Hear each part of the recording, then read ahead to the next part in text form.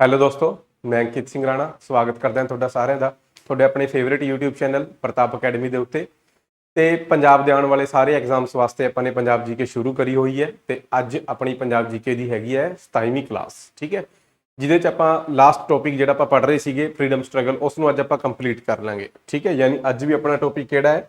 ਅੱਜ ਵੀ ਆਪਣਾ ਟੌਪਿਕ ਹੈਗਾ ਜੀ ਫਰੀडम ਸਟਰਗਲ, ਆਜ਼ਾਦੀ ਦੀ ਲੜਾਈ। ਓਕੇ, ਕਰਦੇ ਹਾਂ ਸਟਾਰਟ ਬਾਈ ਕਲਾਸ ਨੂੰ, ਨਾ ਕਿ ਲੜਾਈ ਨੂੰ।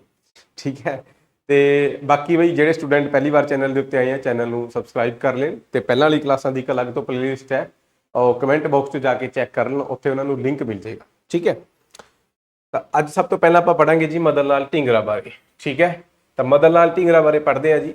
ਇਹਨਾਂ ਦੇ ਉੱਤੇ ਪਹਿਲਾਂ ਪੇਪਰਾਂ ਦੇ ਵਿੱਚ ਇੱਕ ਅੱਧਾ ਕੁਐਸਚਨ ਦੇਖਿਆ ਗਿਆ, ਤਾਂ ਕਰਕੇ ਪੜ੍ਹਨਾ ਜ਼ਰੂਰੀ ਹੈ। ਜਨਮ 18 ਸਤੰਬਰ 1883, ਜਗ੍ਹਾ ਅੰਮ੍ਰਿਤਸਰ। ਠੀਕ ਹੈ ਜੀ। ਸ਼ਹੀਦੀ 17 ਅਗਸਤ 1909, ਲੰਡਨ ਦੇ ਵਿੱਚ ਇੱਕ ਜੇਲ੍ਹ ਹੈ ਪੈਂਟਨ ਵਿਲੇਜ ਜੇਲ੍ਹ। ਠੀਕ ਹੈ, ਲੰਡਨ ਦੇ ਵਿੱਚ ਹੈ। ਹੁੰਦਾ ਕੀ ਹੈ ਜੀ, ਲੰਡਨ ਦੇ ਵਿੱਚ ਇੱਕ ਆਪਣੇ ਕ੍ਰਾਂਤੀਕਾਰੀ ਜਾਂ ਇੱਕ ਫਰੀडम ਫਾਈਟਰ ਤੁਸੀਂ ਬੋਲ ਸਕਦੇ ਹੋ ਜੀ, ਸ਼ਿਆਮਜੀ ਕ੍ਰਿਸ਼ਨ ਵਰਮਾ, ਇਹ ਰਹਿੰਦੇ ਸੀ। ਕੌਣ ਰਹਿੰਦੇ ਸੀ? ਸ਼ਿਆਮਜੀ ਕ੍ਰਿਸ਼ਨ ਵਰਮਾ ਲੰਡਨ ਦੇ ਵਿੱਚ ਰਹਿੰਦੇ ਸੀ ਤੇ ਉੱਥੇ ਉਹਨਾਂ ਨੇ ਇੰਡੀਅਨ ਹਾਊਸ ਦੀ ਸਥਾਪਨਾ ਕੀਤੀ ਹੋਈ ਸੀਗੀ। ਕਿਹਦੀ? ਇੰਡੀਅਨ ਹਾਊਸ ਤੇ ਇੰਡੀਅਨ ਹੋਮ ਰੂਲ ਸੁਸਾਇਟੀ ਦੀ ਸਥਾਪਨਾ ਲੰਡਨ ਦੇ ਵਿੱਚ ਕੀਤੀ ਹੋਈ ਸੀਗੀ। ਇੱਕ ਇੰਡੀਅਨ ਹਾਊਸ ਬਣਾਇਆ ਹੋਇਆ ਸੀਗਾ, ਉਹ ਹੋਸਟਲ ਸੀਗਾ ਇੱਕ ਤਰ੍ਹਾਂ ਦਾ। ਠੀਕ ਹੈ, ਇੰਡੀਆ ਤੋਂ ਜਿਹੜੇ ਵੀ ਕ੍ਰਾਂਤੀਕਾਰੀ ਵਗੈਰਾ ਜਾਂਦੇ ਸੀ ਉੱਥੇ ਰੁਕਦੇ ਸੀ। ਇੱਕ ਤਰ੍ਹਾਂ ਨਾਲ ਉਹ ਕ੍ਰਾਂਤੀਕਾਰੀਆਂ ਦਾ ਅੱਡਾ ਸੀਗਾ ਲੰਡਨ ਦੇ ਵਿੱਚ ਇੰਡੀਆ ਹਾਊਸ। ਠੀਕ ਹੈ, ਤੇ ਮਦਨ ਲਾਲ ਢੀਂਗਰਾ ਵੀ ਇੱਥੋਂ ਪੰਜਾਬ ਤੋਂ ਉੱਥੇ ਹੀ ਜਾ ਕੇ ਰੁਕੇ ਹੈ। ਠੀਕ ਹੈ, ਉੱਥੇ ਹੀ ਰਹਿੰਦੇ ਸੀਗੇ, ਬਹੁਤ ਲੰਬਾ ਟਾਈਮ ਉੱਥੇ ਰਹੇ ਹੈ। ਬਹੁਤ ਚੰਗੇ ਪਰਿਵਾਰ ਤੋਂ ਸੀਗੇ, ਮਤਲਬ ਜੋਬ ਵਗੈਰਾ ਸਾਰਾ ਕੁਝ ਸੀਗੇ। ਜਿਹੜੇ ਭਾਈ ਸੀਗੇ ਉਹ ਵੀ ਇੰਜੀਨੀਅਰ ਵਗੈਰਾ ਸੀਗੇ, ਮਤਲਬ ਬਹੁਤ ਹੀ ਇੱਕ ਰਿਚ ਫੈਮਿਲੀ ਤੋਂ ਬਿਲੋਂਗ ਕਰਦੇ ਸੀ। ਬਟ ਇਹ ਉੱਥੇ ਗਏ ਹੈ ਕਿਸੇ ਹੋਰ ਮੋਟਿਵ ਦੇ ਨਾਲ, ਇਹ ਕ੍ਰਾਂਤੀਕਾਰੀ ਸੀਗੇ ਤੇ ਉੱਥੇ ਇਹਨਾਂ ਨੇ 1 ਜੁਲਾਈ 1909 ਨੂੰ 1 ਜੁਲਾਈ 1909 ਨੂੰ ਲੰਡਨ ਦੇ ਵਿੱਚ ਹੀ ਮਦਨ ਲਾਲ ਢੀਂਗਰਾ ਨੇ ਕੀ ਕਰਿਆ, ਭਾਰਤ ਦਾ ਜਿਹੜਾ ਸੈਕਟਰੀ ਹੁੰਦਾ ਸੀਗਾ। ਠੀਕ ਹੈ, ਇੰਡੀਆ ਦੇ ਵਿੱਚ ਟੌਪ ਦੀ ਜਿਹੜੀ ਸਭ ਤੋਂ ਉੱਪਰ ਵਾਲੀ ਪੋਸਟ ਸੀਗੀ ਉਹ ਸੀਗੀ ਭਾਰਤ ਦੇ ਵਾਇਸਰੋਏ ਦੀ। ਤੇ ਵਾਇਸਰੋਏ ਕਿਹਦੇ ਅੰਡਰ ਆਉਂਦਾ ਸੀਗਾ? ਵਾਇਸਰੋਏ ਅੰਦਰ ਆਉਂਦਾ ਸੀਗਾ ਬਈ ਇੰਡੀਅਨ ਸੈਕਟਰੀ ਦੇ। ਠੀਕ ਹੈ ਜੀ, ਭਾਰਤ ਦਾ ਇੱਕ ਸਪੈਸ਼ਲ ਸਕੱਤਰ ਹੁੰਦਾ ਸੀਗਾ ਜਿਹੜਾ ਲੰਡਨ ਦੀ ਪਾਰਲੀਮੈਂਟ ਦਾ ਕੋਈ ਮੈਂਬਰ ਹੁੰਦਾ ਸੀਗਾ। ਯਾਨੀ ਲੰਡਨ ਦੇ ਪਾਰਲੀਮੈਂਟ ਦੇ ਕਿਸੇ ਵਿਅਕਤੀ ਨੂੰ ਭਾਰਤ ਦਾ ਸੈਕਟਰੀ ਬਣਾਇਆ ਜਾਂਦਾ ਸੀਗਾ ਤੇ ਉਸ ਸੈਕਟਰੀ ਦੇ ਅੰਡਰ ਆਉਂਦਾ ਸੀਗਾ ਭਾਰਤ ਦਾ ਵਾਇਸਰੋਏ, ਯਾਨੀ ਵਾਇਸਰੋਏ ਤੋਂ ਵੀ ਉੱਪਰ ਸੈਕਟਰੀ ਸੀਗਾ ਉਸ ਇਹ ਸੈਕਟਰੀ ਦੇ। ਠੀਕ ਹੈ, ਮਦਨ ਲਾਲ ਢੀਂਗਰਾ ਨੇ ਕੀ ਕਰਿਆ, ਭਾਰਤ ਦੇ ਸਕੱਤਰ ਦੇ ਸਿਆਸੀ ਸਲਾਹਕਾਰ, ਜਿਹੜਾ ਸਿਆਸੀ ਪੋਲੀਟੀਕਲ ਐਡਵਾਈਜ਼ਰ ਹੁੰਦਾ ਹੈ, ਕੀ ਨਾਂ ਸੀਗਾ? ਬਹੁਤ ਇੰਪੋਰਟੈਂਟ ਹੈ ਬਈ, ਨਾਮ ਯਾਦ ਰੱਖਣਾ, ਕਰਜ਼ਨ ਵਾਈਲੀ, ਉਹਨੂੰ ਗੋਲੀ ਮਾਰਤੀ। ਠੀਕ ਹੈ, ਲੰਡਨ ਦੇ ਵਿੱਚ ਹੀ ਕਰਜ਼ਨ ਵਾਈਲੀ ਨੂੰ ਇਹ ਗੋਲੀ ਮਾਰਤੀ, ਜਿਹੜਾ ਭਾਰਤ ਦੇ ਸੈਕਟਰੀ ਦਾ ਪੋਲੀਟੀਕਲ ਐਡਵਾਈਜ਼ਰ ਸੀਗਾ, ਸਿਆਸੀ ਸਲਾਹਕਾਰ। ਠੀਕ ਹੈ, ਇਹਨਾਂ ਨੂੰ ਅਰੈਸਟ ਕਰ ਲਿਆ ਜਾਂਦਾ ਹੈ ਜੀ ਤੇ ਇਹਨਾਂ ਨੂੰ ਫਾਂਸੀ ਹੁੰਦੀ ਹੈ। ਠੀਕ ਹੈ, ਇਹ ਪੁਆਇੰਟ ਯਾਦ ਰੱਖਣੇ। 2-3 ਕੁਐਸਚਨ ਬਣਦੇ ਹੈ। ਮਦਨ ਲਾਲ ਢੀਂਗਰਾ ਦਾ ਜਨਮ ਕਿਹੜੇ ਸ਼ਹਿਰ ਦੇ ਵਿੱਚ ਹੋਇਆ? ਠੀਕ ਹੈ, ਫਾਂਸੀ ਉਹਨਾਂ ਨੂੰ ਕਿੱਥੇ ਹੋਈ ਹੈ, ਕਿਹੜੀ ਜੇਲ੍ਹ 'ਚ ਹੋਈ ਹੈ, ਉਹ ਯਾਦ ਰੱਖਣਾ ਹੈ। ਤੇ ਕਿਹਨੂੰ ਗੋਲੀ ਮਾਰੀ ਸੀਗੀ ਉਹ ਯਾਦ ਰੱਖਣਾ ਹੈ। ਜਾਂ ਫਿਰ ਇਹ ਯਾਦ ਰੱਖ ਲਿਓ ਇੰਡੀਆ ਹਾਊਸ ਕਿੱਥੇ ਸੀਗਾ, ਲੰਡਨ ਦੇ ਵਿੱਚ, ਜਾਂ ਇੰਡੀਅਨ ਹੋਮ ਰੂਲ ਸੁਸਾਇਟੀ, ਇਹ ਸਾਰਾ ਸ਼ਿਆਮਜੀ ਕ੍ਰਿਸ਼ਨ ਵਰਮਾ। ਇਹਦਾ ਚਲੋ ਆਪਾਂ ਇੰਡੀਆ ਜੀਕੇ ਦੇ ਵਿੱਚ ਵੀ ਪੜ੍ਹਦੇ ਹੀ ਹਾਂ। ਠੀਕ ਹੈ, ਓਕੇ, ਇਹ ਸੇਮ ਗੱਲਾਂ ਅੱਗੇ ਅੰਗਰੇਜ਼ੀ 'ਚ ਹੈਗੀਆਂ, ਤਾਂ ਸਕਰੀਨਸ਼ਾਟ ਲੈ ਸਕਦੇ ਹੋ। ਇਹ ਹੈਗੇ ਆ ਮਦਨ ਲਾਲ ਢੀਂਗਰਾ ਜੀ। ਓਕੇ, ਠੀਕ ਹੈ। ਉਸ ਤੋਂ ਬਾਅਦ ਬਈ ਦੇਖੋ, ਆਪਾਂ ਜਿਹੜੇ ਛੋਟੇ ਛੋਟੇ ਟੌਪਿਕ ਹੈ ਜਿਹੜੇ ਜਿਨ੍ਹਾਂ ਦਾ ਸੰਬੰਧ ਪੰਜਾਬ ਨਾਲ ਹੈ, ਜਿਨ੍ਹਾਂ ਤੋਂ ਪਹਿਲਾਂ ਕੁਐਸਚਨ ਪੁੱਛੇ ਗਏ ਹੈ, ਤਾਂ ਆਪਾਂ ਉਹ ਸਾਰੇ ਪੜ੍ਹ ਲਾਂਗੇ। ਠੀਕ ਹੈ, ਜਿਵੇਂ 1919 ਦੇ ਵਿੱਚ ਅੰਗਰੇਜ਼ ਐਕਟ ਲੈ ਕੇ ਆਏ ਸੀਗੇ ਜੀ, ਗਵਰਨਮੈਂਟ ਆਫ ਇੰਡੀਆ ਐਕਟ 1919 ਆਪਾਂ ਜਿਹਨੂੰ ਬੋਲਦੇ ਹਾਂ, ਜਾਂ ਮੌਂਟੈਗ ਚੇਮਸਫੋਰਡ ਐਕਟ ਬੋਲਦੇ ਆ, ਪੋਲਿਟਿਕਸ 'ਚ ਤੁਸੀਂ ਪੜ੍ਹਿਆ ਹੋਣਾ। ਠੀਕ ਹੈ, ਇਸ ਐਕਟ ਦੇ ਵਿੱਚ ਸਿੱਖਾਂ ਵਾਸਤੇ 19.1 ਸੀਟਾਂ ਹੈ ਜਿਹੜੀ ਪੰਜਾਬ ਦੀ ਰਾਖਵੀਆਂ ਕੀਤੀ ਜਾਂਦੀ ਹੈ। ਠੀਕ ਹੈ, ਯਾਦ ਰੱਖਣਾ ਕਿੰਨੀਆਂ? 19.1 ਸੀਟਾਂ ਰਿਜ਼ਰਵ ਕਰੀ ਗਈਆਂ, 19.1% ਸੀਟਾਂ। ਹਾਲਾਂਕਿ ਜਿਹੜੀ ਡਿਮਾਂਡ ਹੈ ਉਹ ਡਿਮਾਂਡ ਕਿੰਨੀ ਸੀਗੀ? 33% ਦੀ ਡਿਮਾਂਡ ਕਿੰਨੀ ਸੀਗੀ? ਪੰਜਾਬ ਦੀ ਕੁੱਲ ਸੀਟਾਂ ਦੀ 33% ਸੀਟਾਂ ਸਿੱਖਾਂ ਵਾਸਤੇ ਰਿਜ਼ਰਵ ਕਰਨੀ ਚਾਹੀਦੀਆਂ, ਇਹ ਡਿਮਾਂਡ ਸੀਗੀ ਸਿੱਖਾਂ ਦੀ। ਬਟ ਮਿਲੀ ਕਿੰਨੀ ਹੈ? 19.1। ਠੀਕ ਹੈ, ਯਾਦ ਰੱਖਣਾ ਹੈ। ਤੇ ਸਿੱਖਾਂ ਨੂੰ ਸੈਪਰੇਟ ਇਲੈਕਟੋਰੇਟ ਵੀ ਮਿਲਿਆ, ਇਹ ਵੀ ਕੁਐਸਚਨ ਆ ਜਾਂਦਾ ਹੈ। ਸਿੱਖਾਂ ਨੂੰ ਸੈਪਰੇਟ ਇਲੈਕਟੋਰੇਟ ਕਿਹੜੇ ਐਕਟ ਦੇ ਤਹਿਤ ਮਿਲਿਆ? 1919। ਸੈਪਰੇਟ ਇਲੈਕਟੋਰੇਟ ਆਪਾਂ ਪੋਲਿਟੀ 'ਚ ਪੜ੍ਹਿਆ। ਠੀਕ ਹੈ, ਜਿਨ੍ਹਾਂ ਬੱਚਿਆਂ ਨੂੰ ਨਹੀਂ ਪਤਾ ਸੈਪਰੇਟ ਇਲੈਕਟੋਰੇਟ ਕੀ ਹੁੰਦਾ ਹੈ, ਤਾਂ ਬਈ ਸੈਪਰੇਟ ਇਲੈਕਟੋਰੇਟ ਉਹ ਹੁੰਦਾ ਹੈ ਵੀ ਜੇ ਕਿਸੇ ਕਮਿਊਨਿਟੀ ਨੂੰ ਜਾਂ ਕਿਸੇ ਕਾਸਟ ਨੂੰ ਸੈਪਰੇਟ ਇਲੈਕਟੋਰੇਟ ਮਿਲਿਆ ਹੋਇਆ, ਵੱਖਰੀ ਚੋਣ ਨੁਮਾਇੰਦੀ ਜਾਂ ਵੱਖਰੀ ਨੁਮਾਇੰਦੀ ਦਾ ਅਧਿਕਾਰ ਮਿਲਿਆ ਹੋਇਆ, ਤਾਂ ਉਹੀ ਕਾਸਟ ਵਾਲਾ ਬੰਦਾ ਇਲੈਕਸ਼ਨ ਲੜੇਗਾ ਤੇ ਵੋਟ ਵੀ ਉਸੇ ਕਾਸਟ ਜਾਂ ਉਸੇ ਰਿਲੀਜਨ ਵਾਲੇ ਪਾਉਣਗੇ। ਠੀਕ ਹੈ, ਜਿਵੇਂ ਰਿਜ਼ਰਵੇਸ਼ਨ ਦੇ ਵਿੱਚ ਹੁੰਦਾ ਹੈ, ਬਟ ਰਿਜ਼ਰਵੇਸ਼ਨ ਦੇ ਵਿੱਚ ਕੀ ਹੈ, ਰਿਜ਼ਰਵੇਸ਼ਨ ਦੇ ਵਿੱਚ ਸੀਟ ਰਿਜ਼ਰਵ ਹੁੰਦੀ ਹੈ, ਬਟ ਜਿਹੜੇ ਇਲੈਕਸ਼ਨ ਦੇ ਵਿੱਚ ਵੋਟ ਪਾਉਂਦੇ ਆ, ਵੋਟ ਸਾਰੇ ਪਾਉਂਦੇ ਆ, ਠੀਕ ਹੈ। ਬਟ ਜਿਹੜਾ ਸੈਪਰੇਟ ਇਲੈਕਟੋਰੇਟ ਹੈ, ਸੈਪਰੇਟ ਇਲੈਕਟੋਰੇਟ ਦੇ ਵਿੱਚ ਹੁੰਦਾ ਕੀ ਹੈ, ਜਿਹੜੀ ਕਮਿਊਨਿਟੀ ਨੂੰ ਸੈਪਰੇਟ ਇਲੈਕਟੋਰੇਟ ਮਿਲਿਆ ਹੋਇਆ, ਇਲੈਕਸ਼ਨ ਵੀ ਉਹੀ ਕਮਿਊਨਿਟੀ ਲੜਦੀ ਹੈ ਤੇ ਵੋਟਾਂ ਵੀ ਉਸੇ ਕਮਿਊਨਿਟੀ ਦੇ ਲੋਕ ਪਾਉਂਦੇ ਆ, ਉਹ ਸੈਪਰੇਟ ਇਲੈਕਟੋਰੇਟ ਹੈ। ਸਭ ਤੋਂ ਪਹਿਲਾਂ ਮੁਸਲਮਾਨਾਂ ਨੂੰ ਦਿਆ ਗਿਆ ਸੀਗਾ 1909 ਦੇ ਵਿੱਚ। ਮੁਸਲਮਾਨਾਂ ਨੂੰ ਕਦੋਂ ਮਿਲਿਆ ਸੀਗਾ? 1909 ਦੇ ਵਿੱਚ ਮਿਲਿਆ ਸੀਗਾ। ਉਸ ਤੋਂ ਬਾਅਦ ਅੰਗਰੇਜ਼ਾਂ ਨੇ ਹੋਰ ਕਮਿਊਨਿਟੀਆਂ ਨੂੰ ਸੈਪਰੇਟ ਇਲੈਕਟੋਰੇਟ ਦੇਣਾ ਸ਼ੁਰੂ ਕਰਿਆ। ਤਾਂ ਸਿੱਖਾਂ ਨੂੰ ਕਦੋਂ ਮਿਲਿਆ? 1919 ਦੇ ਵਿੱਚ ਮਿਲਿਆ। ਓਕੇ, ਤੇ ਡਿਮਾਂਡ ਕਿੰਨੀ ਸੀਗੀ ਕਿ 33% ਸੀਟਾਂ ਰਿਜ਼ਰਵ ਹੋਣੀ ਚਾਹੀਦੀਆਂ, ਬਟ ਮਿਲੀ ਕਿੰਨੀ ਹੈ? 19.1। ਚਲੋ ਜੀ ਨੈਕਸਟ। ਫਿਰ ਜਦੋਂ ਇਹ 1919 ਦਾ ਐਕਟ ਆਇਆ ਸੀਗਾ, ਇਹ 1919 ਦਾ ਐਕਟ ਆਇਆ ਸੀਗਾ, ਇਹਦੇ ਚ ਹੋਰ ਵੀ ਬਹੁਤ ਕੁਝ ਸੀਗਾ, ਠੀਕ ਹੈ, ਜਿਹੜਾ ਆਪਾਂ ਨੇ ਇੰਡੀਆ ਜੀਕੇ ਚ ਪੜਿਆ ਹੋਇਆ, ਠੀਕ ਹੈ। ਜਿਨ੍ਹਾਂ ਨੇ ਇੰਡੀਆ ਜੀਕੇ ਦੀ ਕਲਾਸਾਂ ਨਹੀਂ ਲਾਈ, ਉਹ YouTube ਦੇ ਉੱਤੇ ਸਾਰੀ ਮਾਡਰਨ ਹਿਸਟਰੀ ਮੈਂ ਕਰਾਈ ਹੋਈ ਆ, ਉਹ ਲਗਾ ਸਕਦੇ ਆ ਉੱਥੇ, ਠੀਕ ਹੈ। ਤਾਂ ਉਸੇ ਦੇ ਵਿੱਚ ਕਿਹਾ ਗਿਆ ਸੀਗਾ ਕਿ ਜਦੋਂ 10 ਸਾਲ ਹੋ ਜਾਣਗੇ 1919 ਦੇ ਐਕਟ ਨੂੰ, 1919 ਦੇ ਵਿੱਚ ਆਇਆ ਨਾ, 1919 ਦੇ ਐਕਟ ਨੂੰ 10 ਸਾਲ ਹੋ ਜਾਣਗੇ, ਯਾਨੀ 1929 ਦੇ ਵਿੱਚ, ਤਾਂ ਇੱਕ ਕਮਿਸ਼ਨ ਆਏਗਾ ਜੀ। ਉਹ ਕਮਿਸ਼ਨ ਇੰਡੀਆ ਆ ਕੇ ਜਾਂਚ ਕਰੇਗਾ ਕਿ ਉਹਦੇ ਚ ਕੀ ਕਮੀ ਪੇਸ਼ੀ ਰਹੀ ਸੀਗੀ, ਠੀਕ ਹੈ, ਤੇ ਉਹ ਸਾਰਿਆਂ ਨੂੰ ਦੂਰ ਕਰਕੇ ਜਦੋਂ ਨੈਕਸਟ ਕੋਈ ਐਕਟ ਆਏਗਾ ਉਹਦੇ ਚ ਆਪਾਂ ਸੁਧਾਰ ਕਰ ਦਾਂਗੇ। ਇਹ ਕਹਿਣਾ ਸੀ ਅੰਗਰੇਜ਼ਾਂ ਦਾ, ਠੀਕ ਹੈ। ਯਾਨੀ 1929 ਦੇ ਵਿੱਚ ਇੱਕ ਕਮਿਸ਼ਨ ਨੇ ਆਣਾ ਸੀਗਾ, ਤੇ ਉਹ ਕਮਿਸ਼ਨ ਕਿਹੜਾ ਆਇਆ ਜੀ? ਫਿਰ ਸਾਈਮਨ ਕਮਿਸ਼ਨ। ਸੁਣਿਆ ਹੋਣਾ ਸਾਰਿਆਂ ਨੇ, ਸਾਈਮਨ ਕਮਿਸ਼ਨ। ਸਾਈਮਨ ਕਮਿਸ਼ਨ ਨੇ 1929 ਵਿੱਚ ਆਣਾ ਸੀ, ਬਟ 1929 ਦੇ ਵਿੱਚ ਉੱਥੇ ਮਤਲਬ ਇਲੈਕਸ਼ਨ ਵਗੈਰਾ ਹੁੰਦੇ ਆ, ਤਾਂ ਉੱਥੇ ਦੀ ਰਾਜਨੀਤੀ ਦੇ ਹਿਸਾਬ ਨਾਲ ਕੀ ਕਰਦੇ ਆ ਉੱਥੇ ਦੇ ਪੋਲੀਟੀਸ਼ੀਅਨ, ਇਹਨੂੰ 1927 ਦੇ ਵਿੱਚ ਹੀ ਅਨਾਉਂਸ ਕਰ ਦਿੰਦੇ ਆ। ਕਦੋਂ? 1927 ਦੇ ਵਿੱਚ ਅਨਾਉਂਸ ਕਰਤਾ ਨਵੰਬਰ ਦੇ ਵਿੱਚ ਕਿ ਸਾਈਮਨ ਕਮਿਸ਼ਨ ਜਾਏਗਾ ਇੰਡੀਆ, ਠੀਕ ਹੈ। ਤੇ ਆਇਆ 1928 ਦੇ ਵਿੱਚ। ਇਹਦੇ ਵਿੱਚ ਕੀ ਹੈ ਵੀ 7 ਮੈਂਬਰ ਸੀਗੇ, ਯਾਦ ਰੱਖਣਾ। ਤੇ ਇਹਦਾ ਨਾਂ ਕੀ ਸੀਗਾ? Indian statutory commission. ਕੀ ਨਾਂ ਸੀਗਾ ਇਹਦਾ? ਸਾਈਮਨ ਕਮਿਸ਼ਨ ਦਾ ਅਸਲੀ ਨਾਂ। ਸਾਈਮਨ ਕਮਿਸ਼ਨ ਨੂੰ ਸਾਈਮਨ ਤਾਂ ਇਸ ਕਰਕੇ ਬੋਲਦੇ ਆ ਕਿਉਂਕਿ ਇਹਦਾ ਪ੍ਰਧਾਨ ਸੀਗਾ ਜੌਨ ਸਾਈਮਨ। ਇਹਦਾ ਪ੍ਰਧਾਨ ਕੌਣ ਸੀਗਾ? ਜੌਨ ਸਾਈਮਨ ਸੀਗਾ। 7 ਮੈਂਬਰ ਸੀਗੇ ਇਹਦੇ ਚ, ਤੇ 7 ਦੇ 7 ਅੰਗਰੇਜ਼ ਸੀਗੇ, ਗੋਰੇ ਯੂਰੋਪੀ ਲੋਕ, ਠੀਕ ਹੈ। ਇਸ ਕਰਕੇ ਇੰਡੀਆ ਵਾਲੇ ਨੇ ਇਹਦਾ ਵਿਰੋਧ ਵੀ ਕਰਿਆ ਸੀਗਾ, ਠੀਕ ਹੈ। ਜੌਨ ਸਾਈਮਨ ਪ੍ਰਧਾਨ ਹੋਣ ਕਰਕੇ ਇਸ ਦਾ ਨਾਂ ਸਾਈਮਨ ਕਮਿਸ਼ਨ ਪਿਆ, ਸਾਈਮਨ ਪ੍ਰਧਾਨ ਸੀਗਾ। ਵੈਸੇ ਇਹਦਾ ਨਾਂ ਕੀ ਸੀਗਾ? Indian statutory commission. ਇਹਦੇ ਵਿੱਚ 7 ਮੈਂਬਰ ਸੀਗੇ। ਉਹਨਾਂ 7 ਦੇ ਵਿੱਚੋਂ ਕੈਲੀਮੈਂਟ ਐਟਲੀ ਤੁਸੀਂ ਯਾਦ ਰੱਖ ਸਕਦੇ ਹੋ, ਕੈਲੀਮੈਂਟ ਐਟਲੀ, ਕਿਉਂਕਿ ਬਾਅਦ ਦੇ ਵਿੱਚ 1947 ਦੇ ਵਿੱਚ ਜਦੋਂ ਇੰਡੀਆ ਆਜ਼ਾਦ ਹੁੰਦਾ ਹੈ ਨਾ, ਤਾਂ ਇਹ ਉਸ ਟਾਈਮ ਇਹ ਉਧਰ ਦਾ ਪ੍ਰਧਾਨ ਮੰਤਰੀ ਹੁੰਦਾ ਬ੍ਰਿਟੇਨ ਦਾ, ਠੀਕ ਹੈ, ਬਾਅਦ ਚ ਪ੍ਰਧਾਨ ਮੰਤਰੀ ਬਣਦਾ ਹੈ। ਤੇ ਜਦੋਂ ਸਾਈਮਨ ਕਮਿਸ਼ਨ ਆਇਆ ਇੰਡੀਆ, ਉਸ ਟਾਈਮ ਭਾਰਤ ਦਾ ਸੈਕਟਰੀ ਕੌਣ ਸੀਗਾ? ਬ੍ਰਿਕਨ ਹੈਡ। ਤੇ ਭਾਰਤ ਦਾ ਵਾਇਸਰੋਏ ਕੌਣ ਸੀਗਾ? ਇਰਵਿਨ। ਇਹ ਵੀ ਕੁਐਸਚਨ ਪੁੱਛੇ ਜਾਂਦੇ ਆ। ਜਦੋਂ ਸਾਈਮਨ ਕਮਿਸ਼ਨ ਇੰਡੀਆ ਆਇਆ ਤਾਂ ਭਾਰਤ ਦਾ ਸੈਕਟਰੀ ਕੌਣ ਸੀਗਾ? ਭਾਰਤ ਦਾ ਵਾਇਸਰੋਏ ਕੌਣ ਸੀਗਾ? ਯਾਦ ਰੱਖ ਲਿਓ। ਤਾਂ ਸਾਈਮਨ ਕਮਿਸ਼ਨ ਬਾਰੇ ਤੁਹਾਨੂੰ ਪਤਾ ਹੀ ਹੈ, ਕਾਂਗਰਸ ਨੇ ਬਾਈਕਾਟ ਕਰਿਆ ਸਾਰੀ ਜਗ੍ਹਾ, ਇਹਦਾ ਸਾਈਮਨ ਗੋ ਬੈਕ ਦੇ ਨਾਰੇ ਲੱਗੇ ਆ। ਆਪਾਂ ਆਪਣੇ ਪੰਜਾਬ ਦੇ ਹਿਸਾਬ ਨਾਲ ਦੇਖਾਂਗੇ, ਬਸ ਗੱਲ ਖਤਮ ਹੈ, ਠੀਕ ਹੈ। ਤਾਂ ਕਾਂਗਰਸ ਪਾਰਟੀ ਨੇ 1927 ਵਿੱਚ ਮਦਰਾਸ ਦੇ ਵਿੱਚ ਉਹਨਾਂ ਦਾ ਇੱਕ ਸੈਸ਼ਨ ਹੋਇਆ ਸੀ, ਇੱਕ ਮੀਟਿੰਗ ਹੋਈ ਹੈ, ਉੱਥੇ ਇਹਨਾਂ ਨੇ ਇਸ ਕਮਿਸ਼ਨ ਦੇ ਬਾਈਕਾਟ ਦਾ ਫੈਸਲਾ ਕਰਿਆ, ਠੀਕ ਹੈ। ਸਾਈਮਨ ਕਮਿਸ਼ਨ 2 ਵਾਰ ਆਇਆ, ਵੀ ਪਹਿਲੀ ਵਾਰ ਆਇਆ ਫਰਵਰੀ 1928 ਤੇ ਮਾਰਚ 1928 ਤੱਕ ਰਿਹਾ, ਫਿਰ ਅਕਤੂਬਰ 29 ਦੇ ਵਿੱਚ ਆਇਆ, ਅਪ੍ਰੈਲ 29 ਤੱਕ ਰਿਹਾ। ਇਹਨੂੰ ਠੀਕ ਕਰੋ ਬਈ, ਅਪ੍ਰੈਲ ਇੱਥੇ ਆਊਗਾ 28, ਸੌਰੀ ਅਕਤੂਬਰ 28 ਦੇ ਵਿੱਚ ਆਇਆ, ਠੀਕ ਹੈ, ਇਹਨੂੰ ਕਰੈਕਟ ਕਰ ਲਿਓ। ਓਕੇ, ਤੇ ਅਪ੍ਰੈਲ 29 ਤੱਕ ਇਹ ਰਿਹਾ। 3 ਫਰਵਰੀ 1928 ਨੂੰ ਜਦੋਂ ਸਾਈਮਨ ਕਮਿਸ਼ਨ ਬੰਬਈ ਪਹੁੰਚਿਆ ਤਾਂ ਪੂਰੇ ਦੇਸ਼ ਦੇ ਵਿੱਚ ਉਹਦੇ ਖਿਲਾਫ ਧਰਨੇ, ਪ੍ਰਦਰਸ਼ਨ, ਕਾਲੇ ਝੰਡੇ ਉਹਨੂੰ ਦਿਖਾਏ ਗਏ ਆ, ਸਾਈਮਨ ਗੋ ਬੈਕ ਦੇ ਨਾਰੇ ਲੱਗੇ ਆ, ਉਹ ਸਾਰਾ ਕੁਝ ਹੋਇਆ, ਠੀਕ ਹੈ। ਪੁਲਿਸ ਨੇ ਲਾਠੀ ਚਾਰਜ ਕਰਿਆ, ਜਿੰਨੇ ਵੀ ਵੱਡੇ ਲੀਡਰ ਸੀਗੇ ਸਾਰਿਆਂ ਦੇ ਉੱਤੇ ਲਾਠੀ ਚਾਰਜ ਹੋਇਆ, ਈਵਨ ਚਾਹੇ ਕੋਈ ਨਹਿਰੂ ਵੀ ਸੀਗਾ। ਮੇਨ ਗੱਲ ਕੀ ਹੈ, ਜਦੋਂ ਆਪਣੇ ਪੰਜਾਬ ਦੇ ਵਿੱਚ ਆਂਦਾ, ਲਾਹੌਰ ਦੇ ਵਿੱਚ ਪ੍ਰਦਰਸ਼ਨ ਦੀ ਅਗਵਾਈ ਕੌਣ ਕਰ ਰਿਹਾ ਸੀਗਾ? ਲਾਲਾ ਲਾਜਪਤ ਰਾਏ। ਤੇ ਕਦੋਂ ਆਇਆ? 30 ਅਕਤੂਬਰ 1928 ਨੂੰ ਸਾਈਮਨ ਕਮਿਸ਼ਨ ਜਦੋਂ ਲਾਹੌਰ ਪਹੁੰਚਿਆ ਤਾਂ ਲਾਲਾ ਲਾਜਪਤ ਰਾਏ ਦੀ ਅਗਵਾਈ ਵਿੱਚ ਸਾਈਮਨ ਕਮਿਸ਼ਨ ਦੇ ਵਿਰੁੱਧ ਪ੍ਰਦਰਸ਼ਨ ਕੀਤੇ ਗਏ, ਠੀਕ ਹੈ। ਪੁਲਿਸ ਨੇ ਪ੍ਰਦਰਸ਼ਨਕਾਰੀਆਂ ਤੇ ਲਾਠੀ ਚਾਰਜ ਕਰੀ ਹੈ ਤੇ ਉਹਦੇ ਵਿੱਚ ਬਹੁਤ ਜ਼ਿਆਦਾ ਜ਼ਖਮੀ ਹੋ ਜਾਂਦੇ ਆ ਲਾਲਾ ਲਾਜਪਤ ਰਾਏ ਜੀ। ਤੇ ਇਹ ਆਦੇਸ਼ ਕਿਹਨੇ ਦਿਆ ਸੀਗਾ? ਇਹ ਆਰਡਰ ਕਿਹਨੇ ਦਿਆ ਲਾਠੀ ਚਾਰਜ ਦਾ? ਤਾਂ ਇਹ ਸੁਪਰੀਡੈਂਟੈਂਟ ਆਫ ਪੁਲਿਸ ਸਕਾਟ ਨੇ ਦਿਆ। ਕਿਹਨੇ ਦਿਆ? ਸਕਾਟ ਨੇ। ਐਸਪੀ ਕੌਣ ਸੀਗਾ ਜੀ? ਸਕਾਟ ਜਾਂ ਜੇਮਸ ਸਕਾਟ, ਉਹਨੇ ਆਰਡਰ ਦਿਆ ਸੀਗਾ, ਠੀਕ ਹੈ। ਤੇ 17 ਨਵੰਬਰ ਨੂੰ ਜ਼ਖਮੀ ਹੋਣ ਕਰਕੇ 17 ਨਵੰਬਰ 1928 ਨੂੰ ਲਾਲਾ ਲਾਜਪਤ ਰਾਏ ਜੀ ਉਹਨਾਂ ਦੀ ਮੌਤ ਹੋ ਜਾਂਦੀ ਹੈ, ਤੇ ਜਿਸ ਦਾ ਬਦਲਾ ਫਿਰ ਭਗਤ ਸਿੰਘ ਤੇ ਉਹਨਾਂ ਦੇ ਸਾਥੀਆਂ ਨੇ ਲਿਆ, ਠੀਕ ਹੈ। ਤਾਂ ਇਹ ਸਾਈਮਨ ਕਮਿਸ਼ਨ ਬਾਰੇ ਆਪਾਂ ਨੇ ਪੜ੍ਹ ਲਿਆ, ਬਿਲਕੁਲ ਬੇਸਿਕ ਜੀ ਗੱਲਾਂ ਆਪਾਂ ਨੇ ਪੜ੍ਹੀਆਂ, ਜ਼ਿਆਦਾ ਡਿਟੇਲ 'ਚ ਆਪਾਂ ਗਏ ਵੀ ਨਹੀਂ। ਓਕੇ, ਕੁਝ ਪੁਆਇੰਟ ਲਾਲਾ ਲਾਜਪਤ ਰਾਏ ਬਾਰੇ ਦੇਖ ਲੈਂਦੇ ਆ ਕਿਉਂਕਿ ਉਹਨਾਂ ਦੇ ਉੱਤੇ ਕੁਐਸਚਨ ਆ ਜਾਂਦੇ ਆ ਪੇਪਰ ਦੇ ਵਿੱਚ। ਤਾਂ ਲਾਲਾ ਲਾਜਪਤ ਰਾਏ ਜੀ ਦਾ ਜਨਮ 28 ਜਨਵਰੀ 1865, ਸਥਾਨ ਢੁੱਡੀਕੇ, ਯਾਦ ਰੱਖਣਾ ਹੈ, ਸੁਪਰ ਇੰਪੋਰਟੈਂਟ ਹੈ, ਡਾਇਰੈਕਟ ਪੇਪਰ 'ਚ ਕੁਐਸਚਨ ਮਿਲਦਾ ਹੈ। ਲਾਲਾ ਲਾਜਪਤ ਰਾਏ ਜੀ ਦਾ ਜਨਮ ਸਥਾਨ ਢੁੱਡੀਕੇ, ਅੱਜ ਕੱਲ੍ਹ ਮੋਗਾ ਦੇ ਵਿੱਚ ਹੈ। ਦੇਹਾਂਤ 17 ਨਵੰਬਰ 1928, ਸਥਾਨ ਲਾਹੌਰ ਦੇ ਵਿੱਚ ਇਹਨਾਂ ਦਾ ਦੇਹਾਂਤ ਹੋਇਆ।